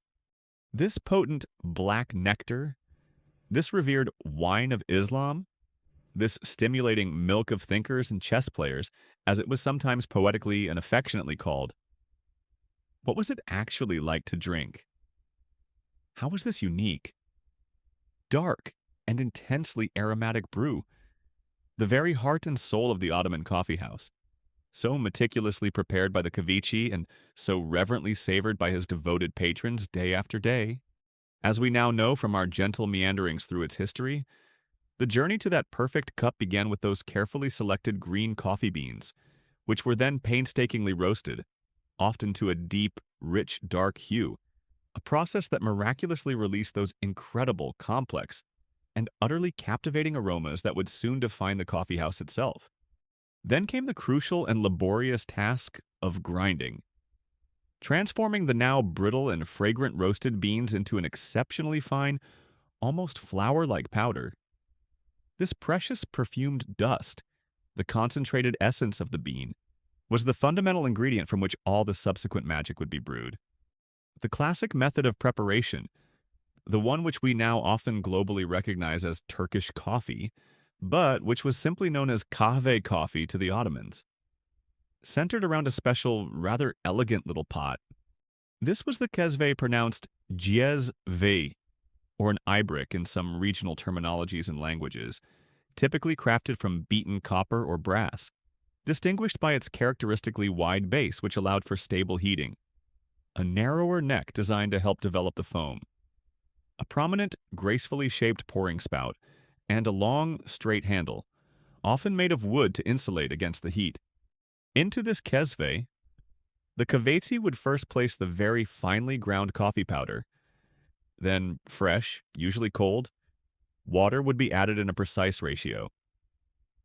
In the earliest days of coffee consumption in the 16th century, this was often the full extent of the ingredients, just coffee and water, a pure, unadulterated brew. However, as time went on and sugar, once an expensive imported luxury, became more readily available and affordable within the Ottoman Empire, the custom of sweetening the coffee gradually evolved and became widespread. If sugar was desired by a patron, it was almost invariably added at this stage, directly into the sezve along with the coffee grounds and water before the brewing process even began, not stirred in afterwards as is common with many other coffee styles. Patrons would typically specify their preferred level of sweetness to the kahvesi sade, pronounced sahd, meaning plain, entirely unsweetened. For the purists, az shekerli, ahz shekerli, with just a little sugar, orta shekerli, orta shekerli, medium sweet, a popular choice, or çok şekerli, çok şekerli, or simply şekerli, meaning very sweet, for those with a pronounced sweet tooth. The skilled kvetchi was thus not only a master of the brewing technique itself, but also a connoisseur of personalized sweetness levels, tailoring each tiny pot to individual preference. Once these essential ingredients were combined in the sezve, the pot was placed over a source of gentle, consistent heat. Traditionally, this was achieved by setting it directly on the hot embers of a charcoal brazier, or sometimes by nestling the base of the sezve in a shallow tray filled with heated sand, a method which provided excellent, even and easily controllable heat distribution. The absolute key to perfect Ottoman coffee was slow, gentle heating. The coffee was never meant to be boiled aggressively or allowed to bubble too rapidly. As the mixture in the kezve slowly, almost magically heated, a dark, rich, and wonderfully velvety foam, known in Turkish as kaymak kaymak, would begin to form on the surface. This kaymak was, and still is, considered the absolute hallmark, the crowning glory, of a perfectly brewed cup of Ottoman coffee. Its presence, its thickness, its color, and its persistence were seen as direct indicators of the kavesi's skill and the quality of the brew. Sometimes, a portion of this precious initial foam might be carefully spooned off by the kavesi and distributed among the waiting small cups before the coffee had fully brewed, ensuring each serving had its share. The brew would then be allowed to rise slowly, almost to the point of boiling over, at which moment the kezve would be deftly lifted from the heat to let the coffee and foam subside slightly. In some traditions, this process of allowing it to rise and then removing it from the heat was even repeated once or twice more, a technique believed to build up more foam and a greater depth of flavor, though a single, carefully managed, and perfectly timed brew was also very common. Finally, with a practiced, steady hand, the kvechi would pour the coffee slowly and carefully from the sezve into the small, waiting finjan cups, ensuring that each cup received not only the rich, dark liquid, but also its fair share of that prized, aromatic foam. And very importantly, the incredibly fine coffee grounds themselves were poured into the cup along with the liquid. That's right, there were no paper filters, no fancy French presses with plungers, no intricate straining cloths involved in this traditional method. Authentic Ottoman coffee was, and remains, an entirely unfiltered brew. Those superfine grounds are considered an integral part of the unique experience. They are not meant to be consumed directly, but rather are allowed to gently settle at the bottom of the cup as the coffee is sipped, forming a thick, somewhat muddy sediment. This method is what contributes to the coffee's unique, rich texture, its full body, and its intensely concentrated flavor. It's the original unfiltered coffee experience, you might say. Forget your artisanal, single-origin, bleached paper filters and your ethically sourced, polished bamboo stirrers. This was coffee in its most ruggedly authentic, if perhaps occasionally slightly gritty, primordial form. That dense layer of grounds left innocuously at the bottom of the cup, by the way, later gave rise to the popular and enduring folk tradition of fall or fortune-telling by interpreting the intricate patterns and symbols they formed once the cup was overturned onto its saucer. A delightful, if perhaps not entirely scientifically rigorous, method of divining the future from the leftovers of the present. It is a mainstream historical fact that traditional Ottoman coffee, which subsequently became known more widely around the world as Turkish coffee, was meticulously prepared by bringing exceptionally finely ground roasted coffee beans to a near boil with water and, optionally, with sugar added directly into the pot during the brewing process in a special small, long-handled copper or brass pot called a sezve or ibrik. The resulting beverage was famously strong, deliberately unfiltered with the fine grounds encouraged to settle in the bottom of the cup, and always characterized by a rich, velvety foam, the kaymak, on top. It was typically served in small, handleless cups, and was almost invariably accompanied by a glass of cold water. And what did this revered black nectar actually taste like to the 16th century palate? Well, by most modern Western coffee standards, especially for those of us primarily accustomed to lighter roasts, larger servings, or milk and sugar-laden coffee drinks, it would likely have been perceived as very strong, quite robust, and often rather notably bitter, particularly if taken sod unsweetened, as was common in its earliest days. The specific level of roast of the coffee beans would, of course, have significantly affected the degree of bitterness and the particular flavor notes present in the cup. The aroma, however, would have been undeniably intense, rich, complex, and deeply captivating. The fine particulate matter suspended in the brew, along with that prized, carefully cultivated foam, gave the coffee a uniquely thick, almost velvety, and very satisfying mouthfeel, quite distinct from the thinner body of most filtered coffees. The serving of Ottoman coffee was also imbued with its own quiet, unstated rituals and polite etiquette. As we've noted, it was presented in those small, delicate finjan cups. Why so small? Well, given its sheer intensity and concentrated strength, a little definitely went a very long way. One small cup of that potent Ottoman coffee, it was joked, probably had enough caffeine to power a small Janissary regiment through a lengthy and arduous siege.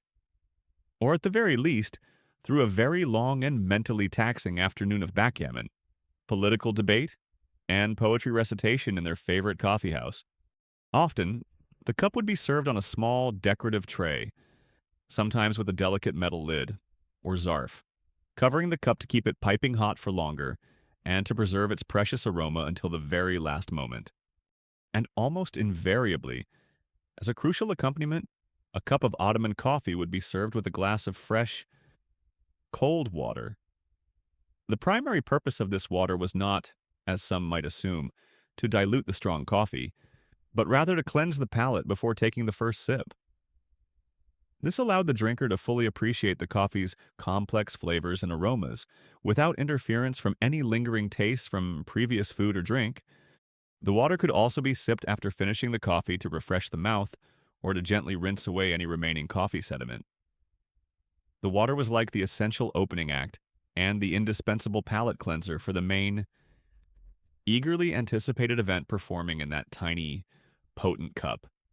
And then, of course, it also helped you to gracefully recover from its delightful, invigorating, and sometimes quite surprising intensity. Coffee in this tradition was certainly not meant to be gulped down hastily in a rush. It was a beverage to be sipped slowly, to be savored, to be contemplated, often over extended periods of deep conversation, quiet reflection, or intense concentration on a game or a story. While the earliest forms of coffee consumed in the Ottoman world were almost certainly unsweetened.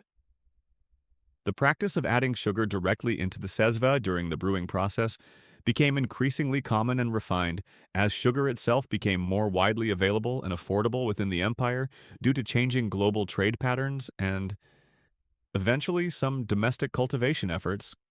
This innovation allowed for a truly personalized brew, with the Kavashi skillfully preparing coffee to the exact level of sweetness desired and specified by each individual patron. However, despite this later common addition of sugar, one thing generally remained constant: the fundamental purity of the brew. Traditional Ottoman coffee was almost never adulterated with milk or cream. The unwavering focus was always on experiencing the pure, unadulterated, and powerful essence of the coffee bean itself. While aromatic spices like cardamom were sometimes used, especially in home brewing or in certain specific regional traditions throughout the wider Arab and Persianate world, the standard coffeehouse offering in major Ottoman cities like Istanbul tended strongly towards the unspiced, unadulterated brew, allowing the true character of the carefully selected bean and the skill of the roast to shine through in every concentrated sip. For a quirky tidbit relating to its preparation, the quality, thickness, color, and particularly the persistence of the Kamak, the velvety foam on top of the coffee was a hugely significant point of pride for any skilled ceviche. It was also a crucial indicator of a well-made, high-quality cup for the discerning coffee patron. A coffee served with a thin, quickly dissipating foam, or worse, no discernible foam at all, might be considered very poorly prepared, a clear sign of an unskilled or careless brewer. Some particularly superstitious or traditionalist drinkers might even have seen a foamless cup as a bad omen, a social slight, or at least a deep disappointment. Achieving that perfect, velvety, unbroken cap of Kamak that clung to the sides of the cup as it was drunk was a true art form, a mark of mastery.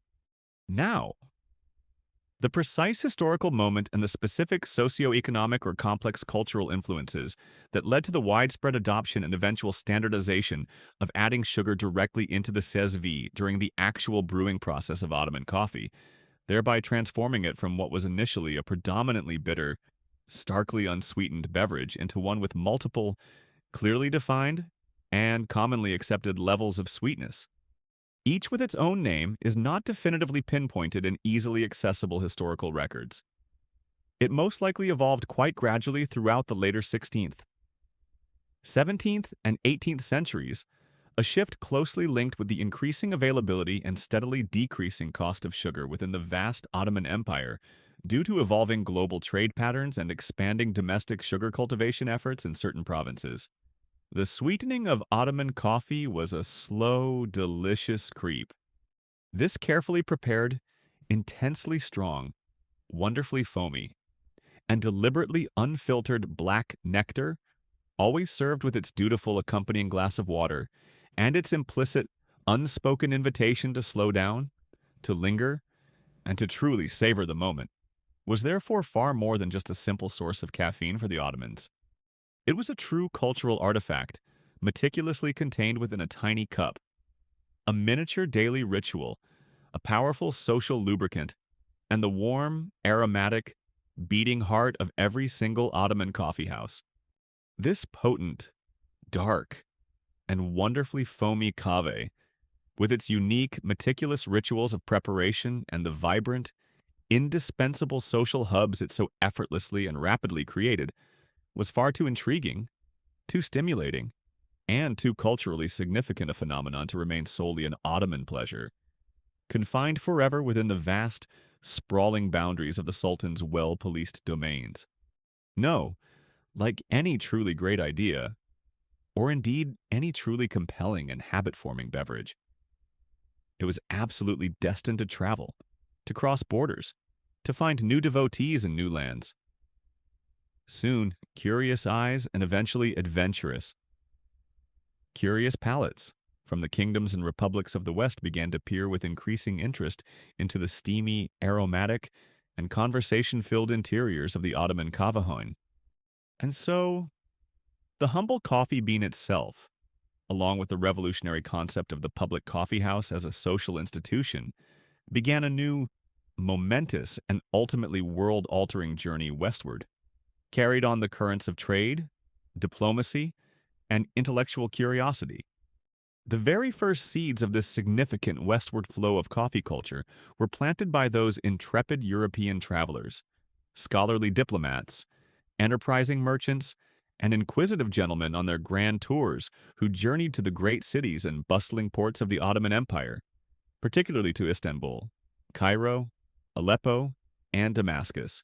Throughout the latter half of the 16th century and with increasing frequency during the 17th century, these individuals, often possessing a keen eye for the exotic, the novel, and the potentially profitable, encountered both the beverage of coffee and the unique social institution of the coffeehouse. Many of them diligently recorded their detailed observations and impressions in letters sent home, in private journals, and in published travelogues that were often eagerly read and widely circulated among the literate classes back in Europe.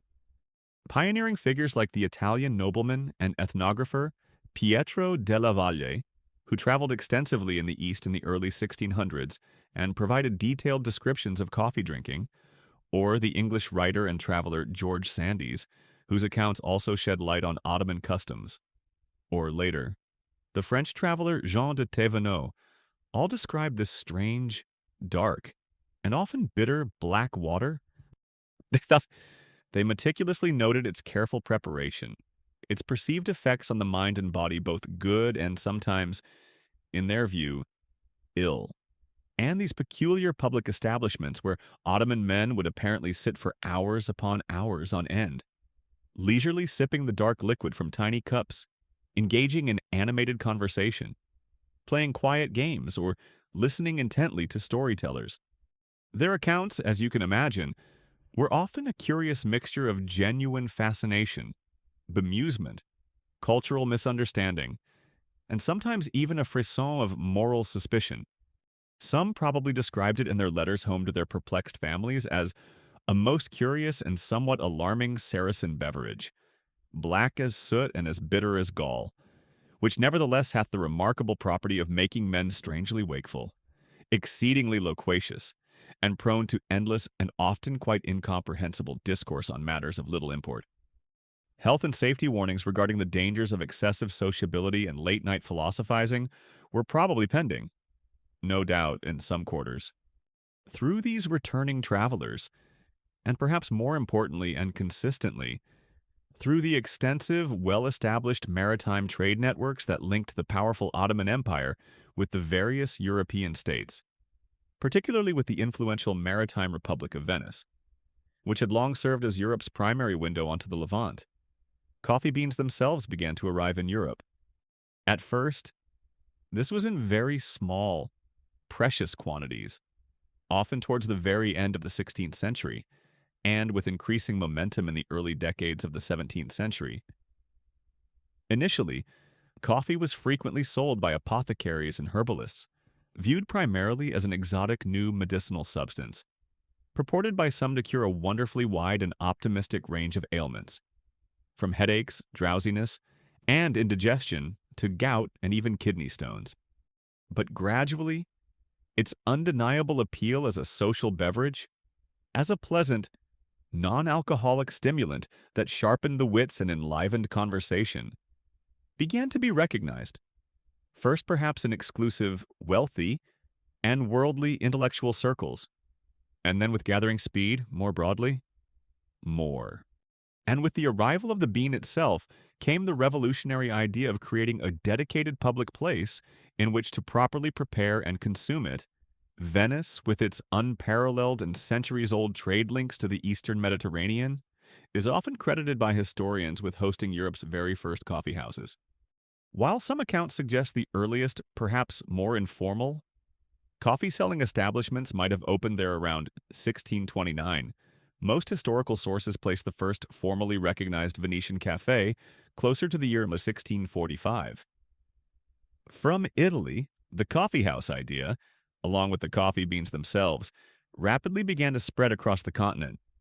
In England, the very first coffeehouse is said to have opened not in London, but in the scholarly city of Oxford in the year 1650, established by an enterprising Jewish entrepreneur named Jacob.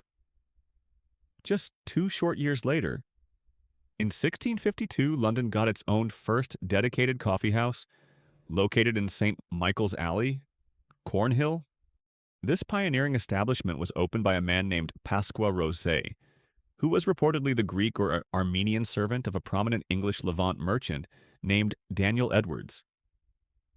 Pasqua Rosé even published a remarkable and widely circulated handbill, enthusiastically extolling the virtue of the coffee drink. A brilliant piece of early modern marketing that greatly helped to popularize both the beverage and his establishment. France followed suit, though perhaps a little more slowly and hesitantly at first. While informal coffee drinking certainly existed in Paris earlier, often in private homes or at temporary stalls, the famously iconic Café Procope, which would become a legendary haunt for Enlightenment intellectuals like Voltaire, Rousseau, and Diderot, opened its illustrious doors around the year 1686. And in Vienna, Austria, there's the enduring, if somewhat romanticized and likely embellished, legend of Franz George Kolschitsky. He was a Polish soldier and interpreter who, after the dramatic siege of Vienna by the Ottoman armies in 1683, supposedly used sacks of coffee beans either captured from, or, more likely, simply left behind by the retreating Ottoman forces to open the city's very first coffee house, cleverly adapting the traditionally bitter drink to local Viennese tastes by adding milk and honey or sugar, thereby laying the foundations for the rich Viennese coffee culture we still know today. It is a mainstream historical fact that the concept of the public coffee house as a dedicated social space, along with the coffee beverage itself, was introduced to Europe predominantly from the Ottoman Empire, beginning in the early to mid-17th century. The first documented European coffee houses, established in major cities such as Venice around 1645, though possibly earlier, Oxford 1650, London 1652, and Paris with early establishments around 1672, followed by the famous Café Procope in 1686, were directly inspired by the model of Ottoman Coffeehandler. These new European venues quickly evolved into novel and popular centers for social interaction. The dissemination of news and political commentary, the transaction of business, and vigorous intellectual discourse. These early European coffee houses clearly drew their core inspiration from the Ottoman model. They were public spaces, though often with a small admission fee or the expectation of purchasing coffee dedicated to the consumption of this new, stimulating, non-alcoholic beverage. Were meant for initially, just as in the Ottoman Empire, it was also predominantly men who frequented them in Europe could gather to converse, read available news sheets, conduct business, and engage in intellectual pursuits. However, the coffeehouse concept also began to adapt and transform quite rapidly to suit local European tastes. Differing social structures, pre-existing traditions of public assembly like taverns and inns, and even the colder climates. The interior decor, for instance, might be plainer and less exotically cushioned than the richly carpeted Ottoman style. Or it might quickly reflect prevailing local architectural fashions, often featuring more familiar wooden chairs and tables rather than the plush, reclining sadiers. While coffee was, of course, the star attraction, European coffee houses, particularly those in France and Vienna, soon began to offer a wider range of other fashionable beverages, such as tea, another exotic Eastern import, and hot chocolate from the New World. They also introduced a tempting array of edible accompaniments, such as pastries, cakes, and other sweetmeats, items generally not found in the more singularly focused Ottoman Coffeehan, where the coffee itself was paramount, and one imagines that the early European attempts at actually brewing the coffee, often without the benefit of centuries of Ottoman expertise. Tradition, or even the correct fine grind, were probably a bit hit or miss at first. Picture some very weak lukewarm, or perhaps terrifyingly bitter and improperly roasted brews until they gradually got the hang of it through trial and error. The first Yelp reviews, had they existed, for Ye Olde Coffee Shop in London or Le Café Nouveau in Paris, must have been quite brutal and possibly quite short. Yet, despite these adaptations, the crucial intellectual and informational aspect of the Ottoman coffee house found a powerful and direct echo, especially in the bustling coffee houses of 17th and 18th century London. These establishments quickly became famously and affectionately known as penny universities for the modest price of a penny, which typically bought you a single cup of coffee and admission to the premises for as long as you wished to stay. A man from almost any walk of life could gain access to the latest news pamphlets, gazettes, and handwritten newsletters which were often read aloud for the benefit of the illiterate.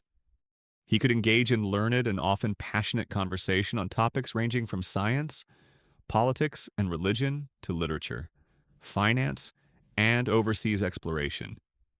He could also conduct his business affairs, meet clients, or form new commercial ventures.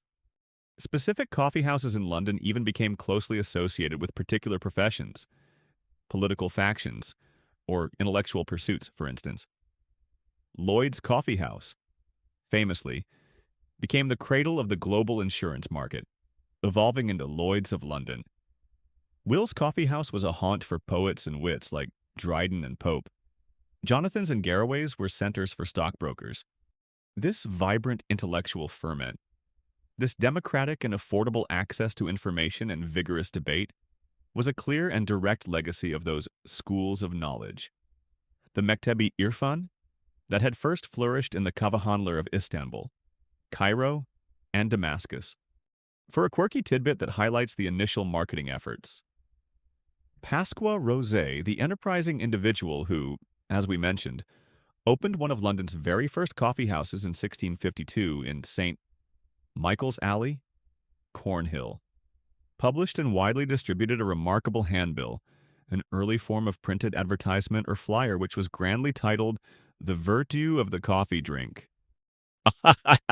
In this fascinating document, he enthusiastically extolled its many, and sometimes rather wildly exaggerated, alleged health benefits. According to Monsieur Rosé, coffee aided digestion, quickened the spirits, made the heart lightsome, was good against sore eyes, was excellent to prevent and even cure the dropsy, gout, and scurvy, and was a truly great remedy against the spleen and hypochondriac winds. It was a classic, if somewhat over-the-top, piece of enthusiastic early modern marketing, promising far more than just a pleasant and stimulating caffeine buzz. Now, the precise degree to which the proprietors of the very earliest European coffee houses consciously and meticulously attempted to replicate the exact physical atmosphere, the specific range of available social activities, and the nuanced unwritten rules of etiquette that characterized the Ottoman Coffeehouses, as these had been described by returning European travelers and merchants, versus how quickly and extensively they adapted the core concept of a public coffee drinking space to align it more closely with pre-existing European social norms. Established tavern culture and familiar local business models from the very outset of their ventures remains a fascinating and complex subject of ongoing discussion and detailed research among cultural historians and sociologists. The available evidence often suggests a dynamic and interesting blend of direct, respectful inspiration, rapidly meeting pragmatic local innovation and swift cultural adaptation. It wasn't a simple copy-paste operation. One can almost imagine the scene in some of those very early European coffee houses. Before they truly found their social footing, and before coffee itself was widely understood or generally appreciated by the local populace. They might have been somewhat awkwardly silent, even slightly intimidating places, where a few curious, adventurous individuals just sat rather stiffly, staring suspiciously at their strange, bitter, unfamiliar black drink. Are we supposed to talk to each other now? One might imagine them thinking. Or do we just look thoughtful, slightly pained by this newfangled Saracen beverage, and wait for the alleged health benefits to kick in? Nevertheless, despite any initial uncertainties, awkward moments, or necessary local adaptations, the precious seed of the coffeehouse idea had been firmly and successfully planted in European soil, the Ottoman Coffeehouse. With its revolutionary and highly appealing combination of a uniquely stimulating beverage and a dedicated, accessible public space for wide-ranging sociability, intellectual discourse, and the rapid exchange of information had successfully crossed the cultural and geographical divide. The Black Nectar and its unique, engaging social rituals had begun their slow but inexorable conquest of Europe, paving the way for a vibrant and enduring café culture that would, in time, become just as integral, just as beloved, and just as culturally significant to Western urban life as the Cavahani was, and in many ways still is, to the Ottoman world and its successors. We've followed the aromatic trail of coffee and the innovative coffeehouse concept as it journeyed intrepidly westward, planting the fertile seeds of a new and eventually globe-spanning café culture in the bustling cities of Europe. But now, let us gently turn our sleepy, contemplative gaze back towards the Ottoman heartlands, to the magnificent imperial capital of Istanbul, to scholarly Cairo, to mercantile Aleppo, and beyond. For while the coffeehouse was busily inspiring new social forms and beverage habits abroad, this potent, captivating social brew was already deeply, thoroughly, and irrevocably steeping into the very fabric of Ottoman urban society itself. It was subtly but profoundly changing how people interacted with one another, how they shared and processed vital information, how they spent their precious and often hard-earned leisure time, and even in some fundamental ways, how they perceived their world, their community, and their individual place within the grand, complex tapestry of the empire. One of the most significant, if perhaps not always consciously intended or officially sanctioned, impacts of the Ottoman coffeehouse was its crucial role in fostering what modern sociologists and historians might term an early, informal, and uniquely vibrant public sphere. Now, this wasn't a formal parliament with elected representatives, nor was it a university debating hall with a set agenda and a moderator. Rather, the coffeehouse represented a widespread and remarkably accessible network of public spaces, existing somewhere in the fascinating, often blurry, zone between the strictly private realm of the individual home and the highly structured, often restrictive, and always closely watched official domain of the state and its allied religious institutions. Here, for the relatively modest price of a cup of coffee, men from many different walks of life could gather together to discuss matters of common concern, to articulate their personal opinions sometimes cautiously, sometimes boldly, and to participate in a collective, ongoing public discourse that was, at least in theory and often in practice, relatively free from direct, immediate, and overt governmental oversight or censorship. It was a unique space where public opinion, however fragmented, diverse, or even contradictory it might be, could begin to coalesce, find a collective voice and subtly exert its influence. As we've previously discovered, the coffee house brought together a truly remarkable and often quite eclectic array of men, sharp-witted merchants and skilled artisans, learned scholars and eager students, disciplined soldiers and meticulous government officials, contemplative dervishes and flamboyant poets. While the deeply ingrained social hierarchies of the Ottoman world certainly didn't magically vanish the moment one stepped over the threshold of the Kavahane, a high-ranking pasha would still command more deference than a humble shoemaker. These establishments did provide a unique and largely unparalleled environment where these different groups could interact more frequently, more informally, and perhaps more openly than they might have in almost any other public or private setting. Imagine, if you will, a master tile maker from the renowned workshops of Iznik visiting Istanbul on important business, finding himself seated on a comfortable cushion near a battle-hardened Janissary officer who has just returned from a long and arduous campaign on the Hungarian frontier.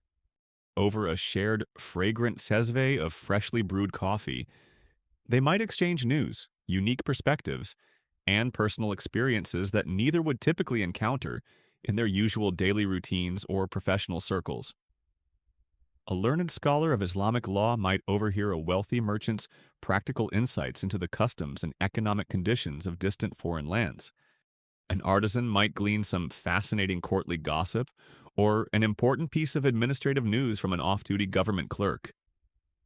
These serendipitous encounters, these unplanned cross-pollinations of specialized knowledge, diverse experiences, and differing worldviews, subtly yet powerfully enrich the overall social and intellectual life of the city. It was, in its own way, the original Ottoman cross-disciplinary networking event, just with far more comfortable seating, infinitely better coffee, and arguably more interesting hats than you usually get at most modern professional conferences.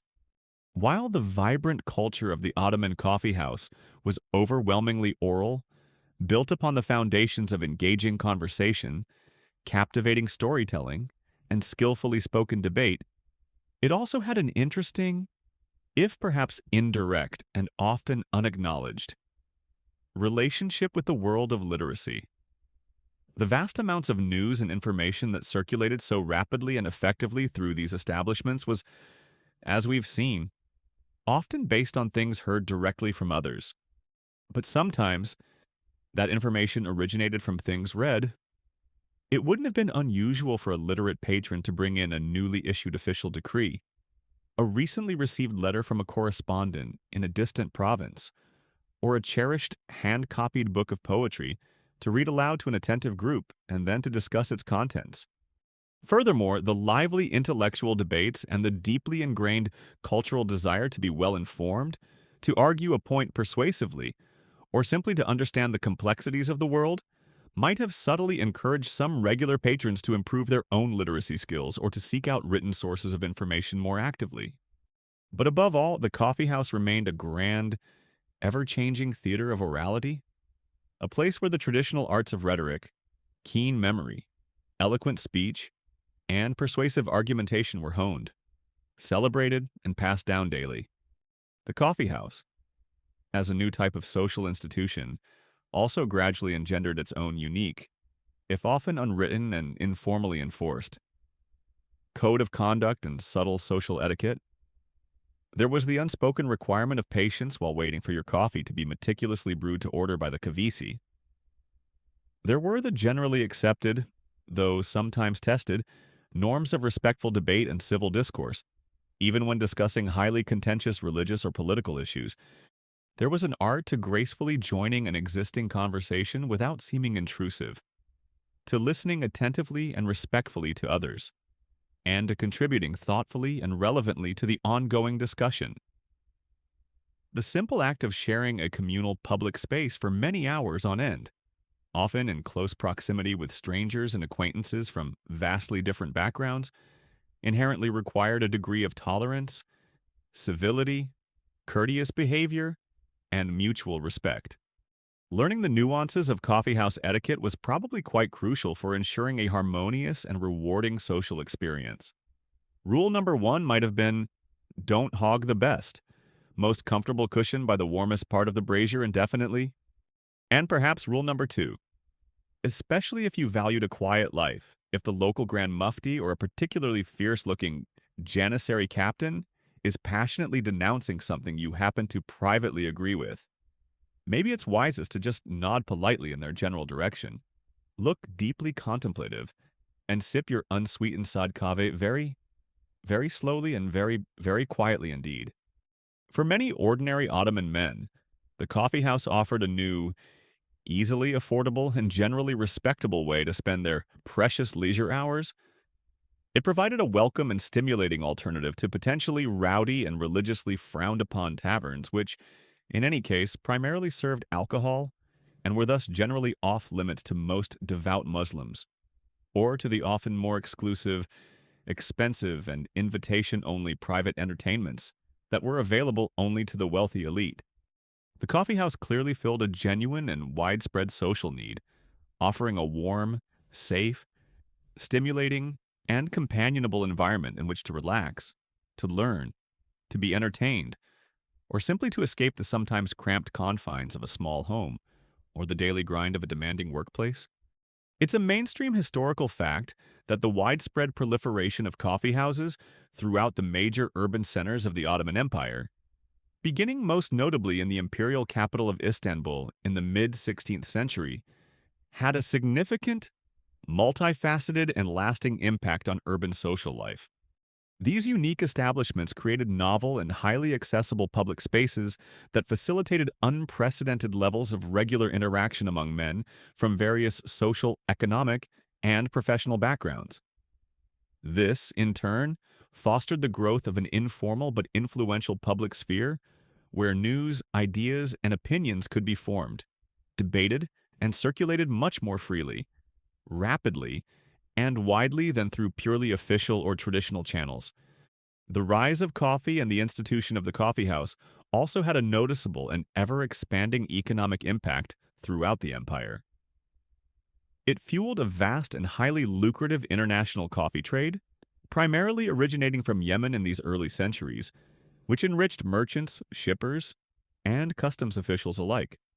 Locally, within cities and towns, it stimulated a whole host of related businesses and crafts artisans who meticulously crafted the beautiful copper kesvis and the delicate ceramic finjans, charcoal sellers who supplied the essential fuel for the countless braziers, weavers and upholsterers who made the comfortable carpets and cushions, carpenters who built the raised sadrs and low tables, and even those who supplied the fresh water needed for brewing. And, of course, The coffee houses themselves provided direct and sustained employment for the skilled kavetsis. They're often numerous apprentices, and any other staff members they might require, thereby becoming a significant and entirely new sector in the increasingly complex urban economy. For a quirky tidbit that hints at the social dynamics within the very layout of some coffeehouses, with their characteristic raised platforms, cedar often lining the walls, and sometimes with specific corners or designated areas within the larger room, becoming the customary and recognized gathering spots for particular professional groups like the Scholars' Corner, or the Janissaries' Preferred Section, or the Merchants' Huddle, might have subtly reflected, or even in a quiet way, reinforced certain existing social dynamics and hierarchies within the city. Even while the overall atmosphere of the coffeehouse generally promoted a broader and more fluid interaction than was common elsewhere, you often still knew where to find your specific tribe, or where certain types of conversation were more likely to occur, even within the larger, more diverse community of coffee drinkers. And as we touched upon previously when discussing the periodic bans and official controversies that coffeehouses faced, these establishments undeniably possessed subtle, yet persistent and often potent, political undercurrents. A coffeehouse was a place where public sentiment on current events or government policies could be relatively easily and discreetly gauged by the authorities, often through the keen ears of informers or government spies who might skillfully blend in with the regular, unsuspecting patrons. But conversely, and more worrisomely for the state, it was also a space where dissatisfaction with those same government policies, or festering local grievances, could find a collective voice, however cautiously or indirectly that voice might be expressed. The Ottoman state was constantly acutely aware of this dual potential of the coffeehouse. It was always a delicate, ongoing dance for the authorities on the one hand, providing a necessary and undeniably popular social outlet for the male populace, a place for men to harmlessly let off a bit of steam and feel a sense of connection and agency. But on the other hand, always needing to ensure that not too much critical steam was let off, and that not too many radical or seditious ideas were brewed and disseminated, lest it threatened to blow the lid clean off the imperial teapot of state control and carefully maintained social order. Now, the precise extent to which Ottoman coffeehouses genuinely fostered significant, tangible social mobility for individuals from the lower strata of society, or truly democratized widespread access to direct political influence and actual decision-making processes for ordinary non-elite men, versus primarily providing a new and convenient arena for existing elites and the burgeoning urban middle strata to effectively network, exchange valuable information among themselves, and thereby consolidate their own established positions and sphere of influence within the existing societal framework, is a complex and highly nuanced question that social historians continue to actively explore, rigorously debate, and carefully reassess, weighing the often idealistic or romanticized portrayals of coffeehouse egalitarianism against the frequently harsh and persistent realities of a deeply hierarchical and status-conscious society. True social revolution by coffee cup was perhaps a slow and uneven process. Ultimately, however, there is no doubt that coffee and the unique institution of the kavehan became absolutely integral, indispensable, and deeply defining features of Ottoman urban landscapes and the very social identity of great imperial cities like Istanbul, Cairo, Damascus, Aleppo, and countless others across the empire's vast reach. The daily rhythm of life for a significant and growing portion of the male population became intimately and inextricably intertwined with regular, often lengthy, visits to their favorite local coffee house. It was far more than just a place to procure and consume a fashionable beverage. It swiftly became a vital organ of the city, a place where its collective heart beat with social connection, where its collective mind actively thought and debated, and where its collective voice, so in all its wonderfully varied timbres, accents, and opinions, could be most clearly and resonantly heard. This social brew, therefore, did far more than just stimulate individual minds and bodies. It actively stimulated, shaped, and reflected new forms of urban living, new patterns of social association and information exchange, and new, evolving ways of being public, of being a citizen in a complex, dynamic, and ever-changing empire. The Ottoman coffee house didn't just serve coffee, it served, reflected, and subtly reshaped society itself in all its messy, vibrant, contentious, and endlessly fascinating complexity. Having steeped ourselves so thoroughly in the profound and often subtle ways the early Ottoman coffee house reshaped the very contours of urban society within the Sultan's vast domains, from fostering intellectual debate to becoming the city's indispensable news network. It's now time, as our sleepy journey through its aromatic history nears its gentle end, to broaden our gaze once more. Let us consider the lasting aroma, the truly remarkable and enduring echoes of these pioneering establishments that have resonated powerfully through centuries of human experience, right into our own contemporary world, subtly influencing even our most beloved modern coffee rituals and the very nature of our social spaces. The story of the Ottoman coffee house, you see, didn't simply conclude with the slow decline of Ottoman imperial power or the inevitable rise of new, faster forms of media and communication. In Turkey itself, the traditional kavahan, or as it also came to be known in later, more literate times, the Kureyathane, which literally translates to reading house, reflecting its enduring intellectual and informational side, adapted, evolved, and remarkably endured. To this very day, you can still find these neighborhood gathering spots scattered throughout Turkish towns and cities. They are often still predominantly frequented by men, places where traditional Turkish coffee is meticulously brewed and served alongside copious glasses of strong tea, and where the air is still filled with the familiar rhythmic click-clack of backgammon tavla, or a popular tile-based game. Lively discussions about local politics, the fortunes of favorite football teams, and the endless ebb and flow of daily life continue unabated. A direct living and breathing link back to those 16th century origins we've been so peacefully exploring. Similar traditions of strong, unfiltered coffee and male-centric social hubs, all bearing the unmistakable imprint of that shared Ottoman coffee heritage, persist in many parts of the Balkans, across the Middle East, and throughout North Africa. The aroma, it seems, has lingered. And what of Europe, where we witnessed those first tentative coffeehouse seeds being planted way back in the 17th century, carried by curious travelers and enterprising merchants? Well, those seeds didn't just sprout. They blossomed into a vast, diverse, and globe-spanning forest of unique cafe cultures that continue to shape our world. The intensely literary and philosophical cafes of Paris, where existentialists once pondered the meaning of it all over a café crème. The grand, opulent, and cake-laden coffee houses of Vienna, with their plush velvet seats, marble tables, and stacks of international newspapers. The bustling stand-up espresso bars of Italy, fueling the nation with quick, potent shots of caffeine.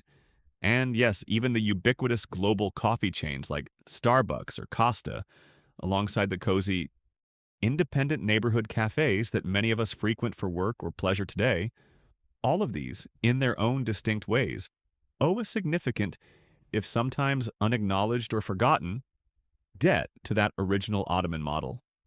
It was, after all, the kavehane that first truly established and popularized the revolutionary idea of a dedicated public place, existing outside the private home or the often rowdy tavern, consecrated primarily to the shared consumption of coffee and the careful, leisurely cultivation of conversation, news, and ideas.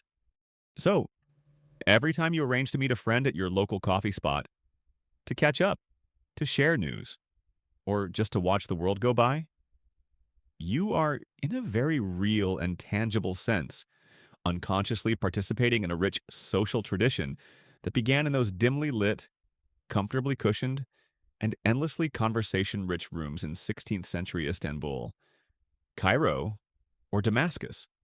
Sociologists and urban planners today often speak with great insight about the profound importance of third spaces in modern life.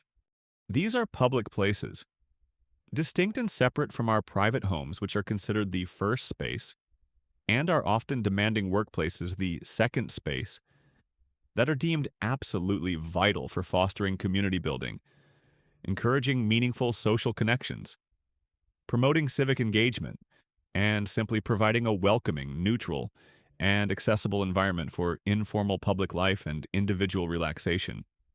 The Ottoman Coffeehouse, with its open door policy at least for men, its affordable offering, its comfortable ambiance, and its focus on sociability and information exchange, was, in many ways, the archetypal pioneering third space. It fulfilled precisely these essential communal roles for Ottoman urban society, centuries before the term itself was even coined by Ray Oldenburg in the late 20th century. Our modern coffee shops, our public libraries, our community centers, and even some well-moderated online forums often strive to provide similar havens for connection, discourse, and belonging, all echoing that fundamental human need for a place to gather, to think, to share, and simply to be, a need so perfectly understood and so elegantly catered to by the early Kavahan. We've consistently used the analogy of the Ottoman coffeehouse as the internet of its day throughout our sleepy journey tonight. And it's a particularly powerful and resonant one, especially as we consider its lasting legacy. It was undeniably where news was sourced, shared, debated, and sometimes even distorted. It was where reputations were made or occasionally unmade. It was where communities of interest, be they professional, intellectual, or purely social, naturally formed and coalesced. Of course, the speed, the geographical reach, and the sheer overwhelming volume of information available were vastly different from our modern digital age. There were no algorithmic feeds curating your news, no instant global direct messages, no sprawling comment sections filled with anonymous rage or fleeting praise. Information in the Ottoman coffeehouse flowed at the more measured, more human speed of actual travel and direct, face-to-face conversation. But perhaps, as we drift towards sleep, we can appreciate that this slower, more embodied form of information exchange had its own unique virtues.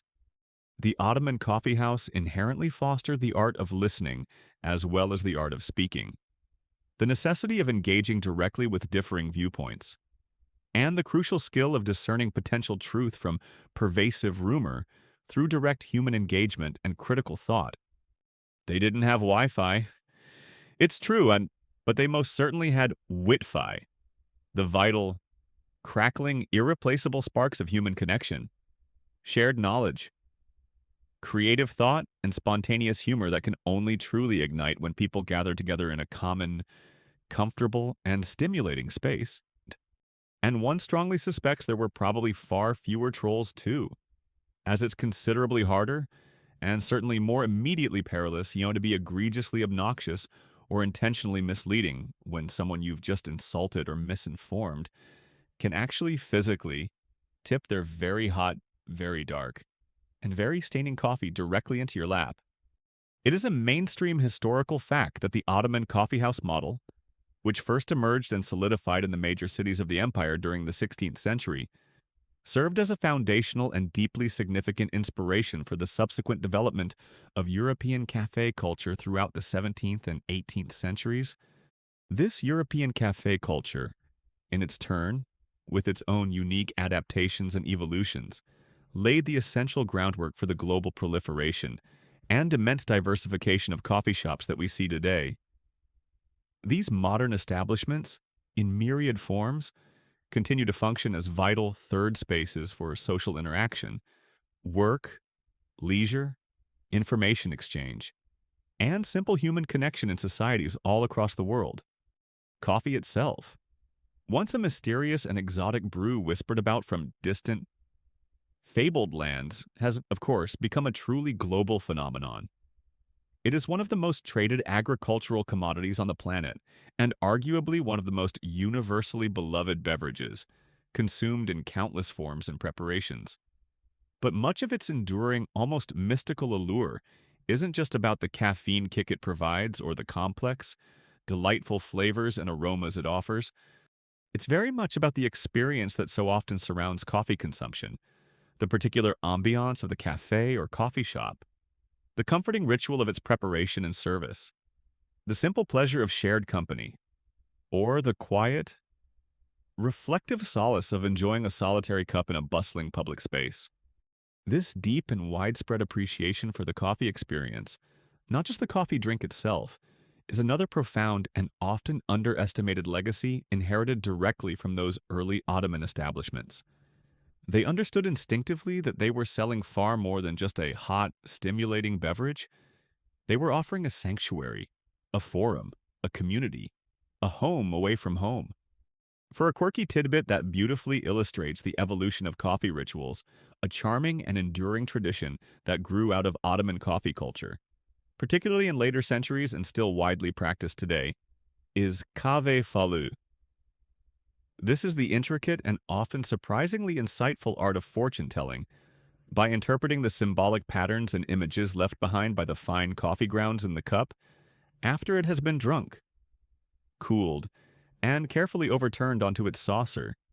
This playful practice, still a popular social activity in Turkey and many other cultures that were once part of or influenced by Ottoman traditions, adds another delightful layer of mystique, shared social interaction, and leisurely, imaginative contemplation to the already rich coffee drinking experience. Magically turning the mundane dregs of one's cup into a tantalizing, whispered glimpse into the possibilities of the future. Now, the precise extent to which the often lauded democratic and intellectually leveling ideals that are frequently attributed by historians to some of the early European coffeehouses, particularly the so-called penny universities of 17th and 18th century London, where men from different social classes could supposedly engage in rational discourse as equals, were directly and consciously inherited from perceived egalitarian aspects already present within Ottoman coffeehouses. Versus these ideals being a distinctly European reinterpretation of the coffeehouse model that was perhaps more heavily shaped by emerging Enlightenment philosophies, different pre-existing social structures and nascent capitalist economies continues to be a nuanced and fascinating area of ongoing comparative social and cultural historical research. The flow of influence is rarely a simple one-way street. One can only imagine, with a sleepy smile, what future historians, perhaps a few centuries from this very night, will make of our own burgeoning 21st century coffee shop culture. They'll probably painstakingly excavate our fossilized disposable paper cups and study our ancient, non-biodegradable plastic lids and Wi-Fi routers with great academic seriousness. They might be utterly baffled, and perhaps a little saddened, by the ubiquitous sight of so many people silently staring, often for hours on end, at their individual glowing rectangular screens while wearing sophisticated noise-canceling headphones. Such a strange and notably solitary public ritual. They'll perhaps write in their learned, peer-reviewed treatises.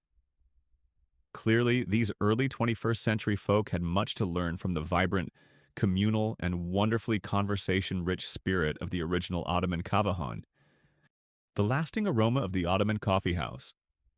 Then, as we gently prepare to drift off, isn't just the imagined scent of ancient, freshly roasted coffee beans and the faint, sweet smoke of a charcoal brazier. It's the enduring, timeless human need for genuine connection, for shared information, for comfortable, welcoming spaces where we can simply be ourselves among others, thinking, talking, learning, laughing, and dreaming, all perhaps over a simple, comforting and inspiring cup. That, dear friends, is a rich and potent legacy that continues to brew, strong and warm in our world today. And so, our long, winding, and gently caffeinated journey through the shadowy, shimmering, and surprisingly complex world of the Ottoman coffeehouse, that pioneering internet of its day, now softly, slowly, draws to its peaceful close for tonight.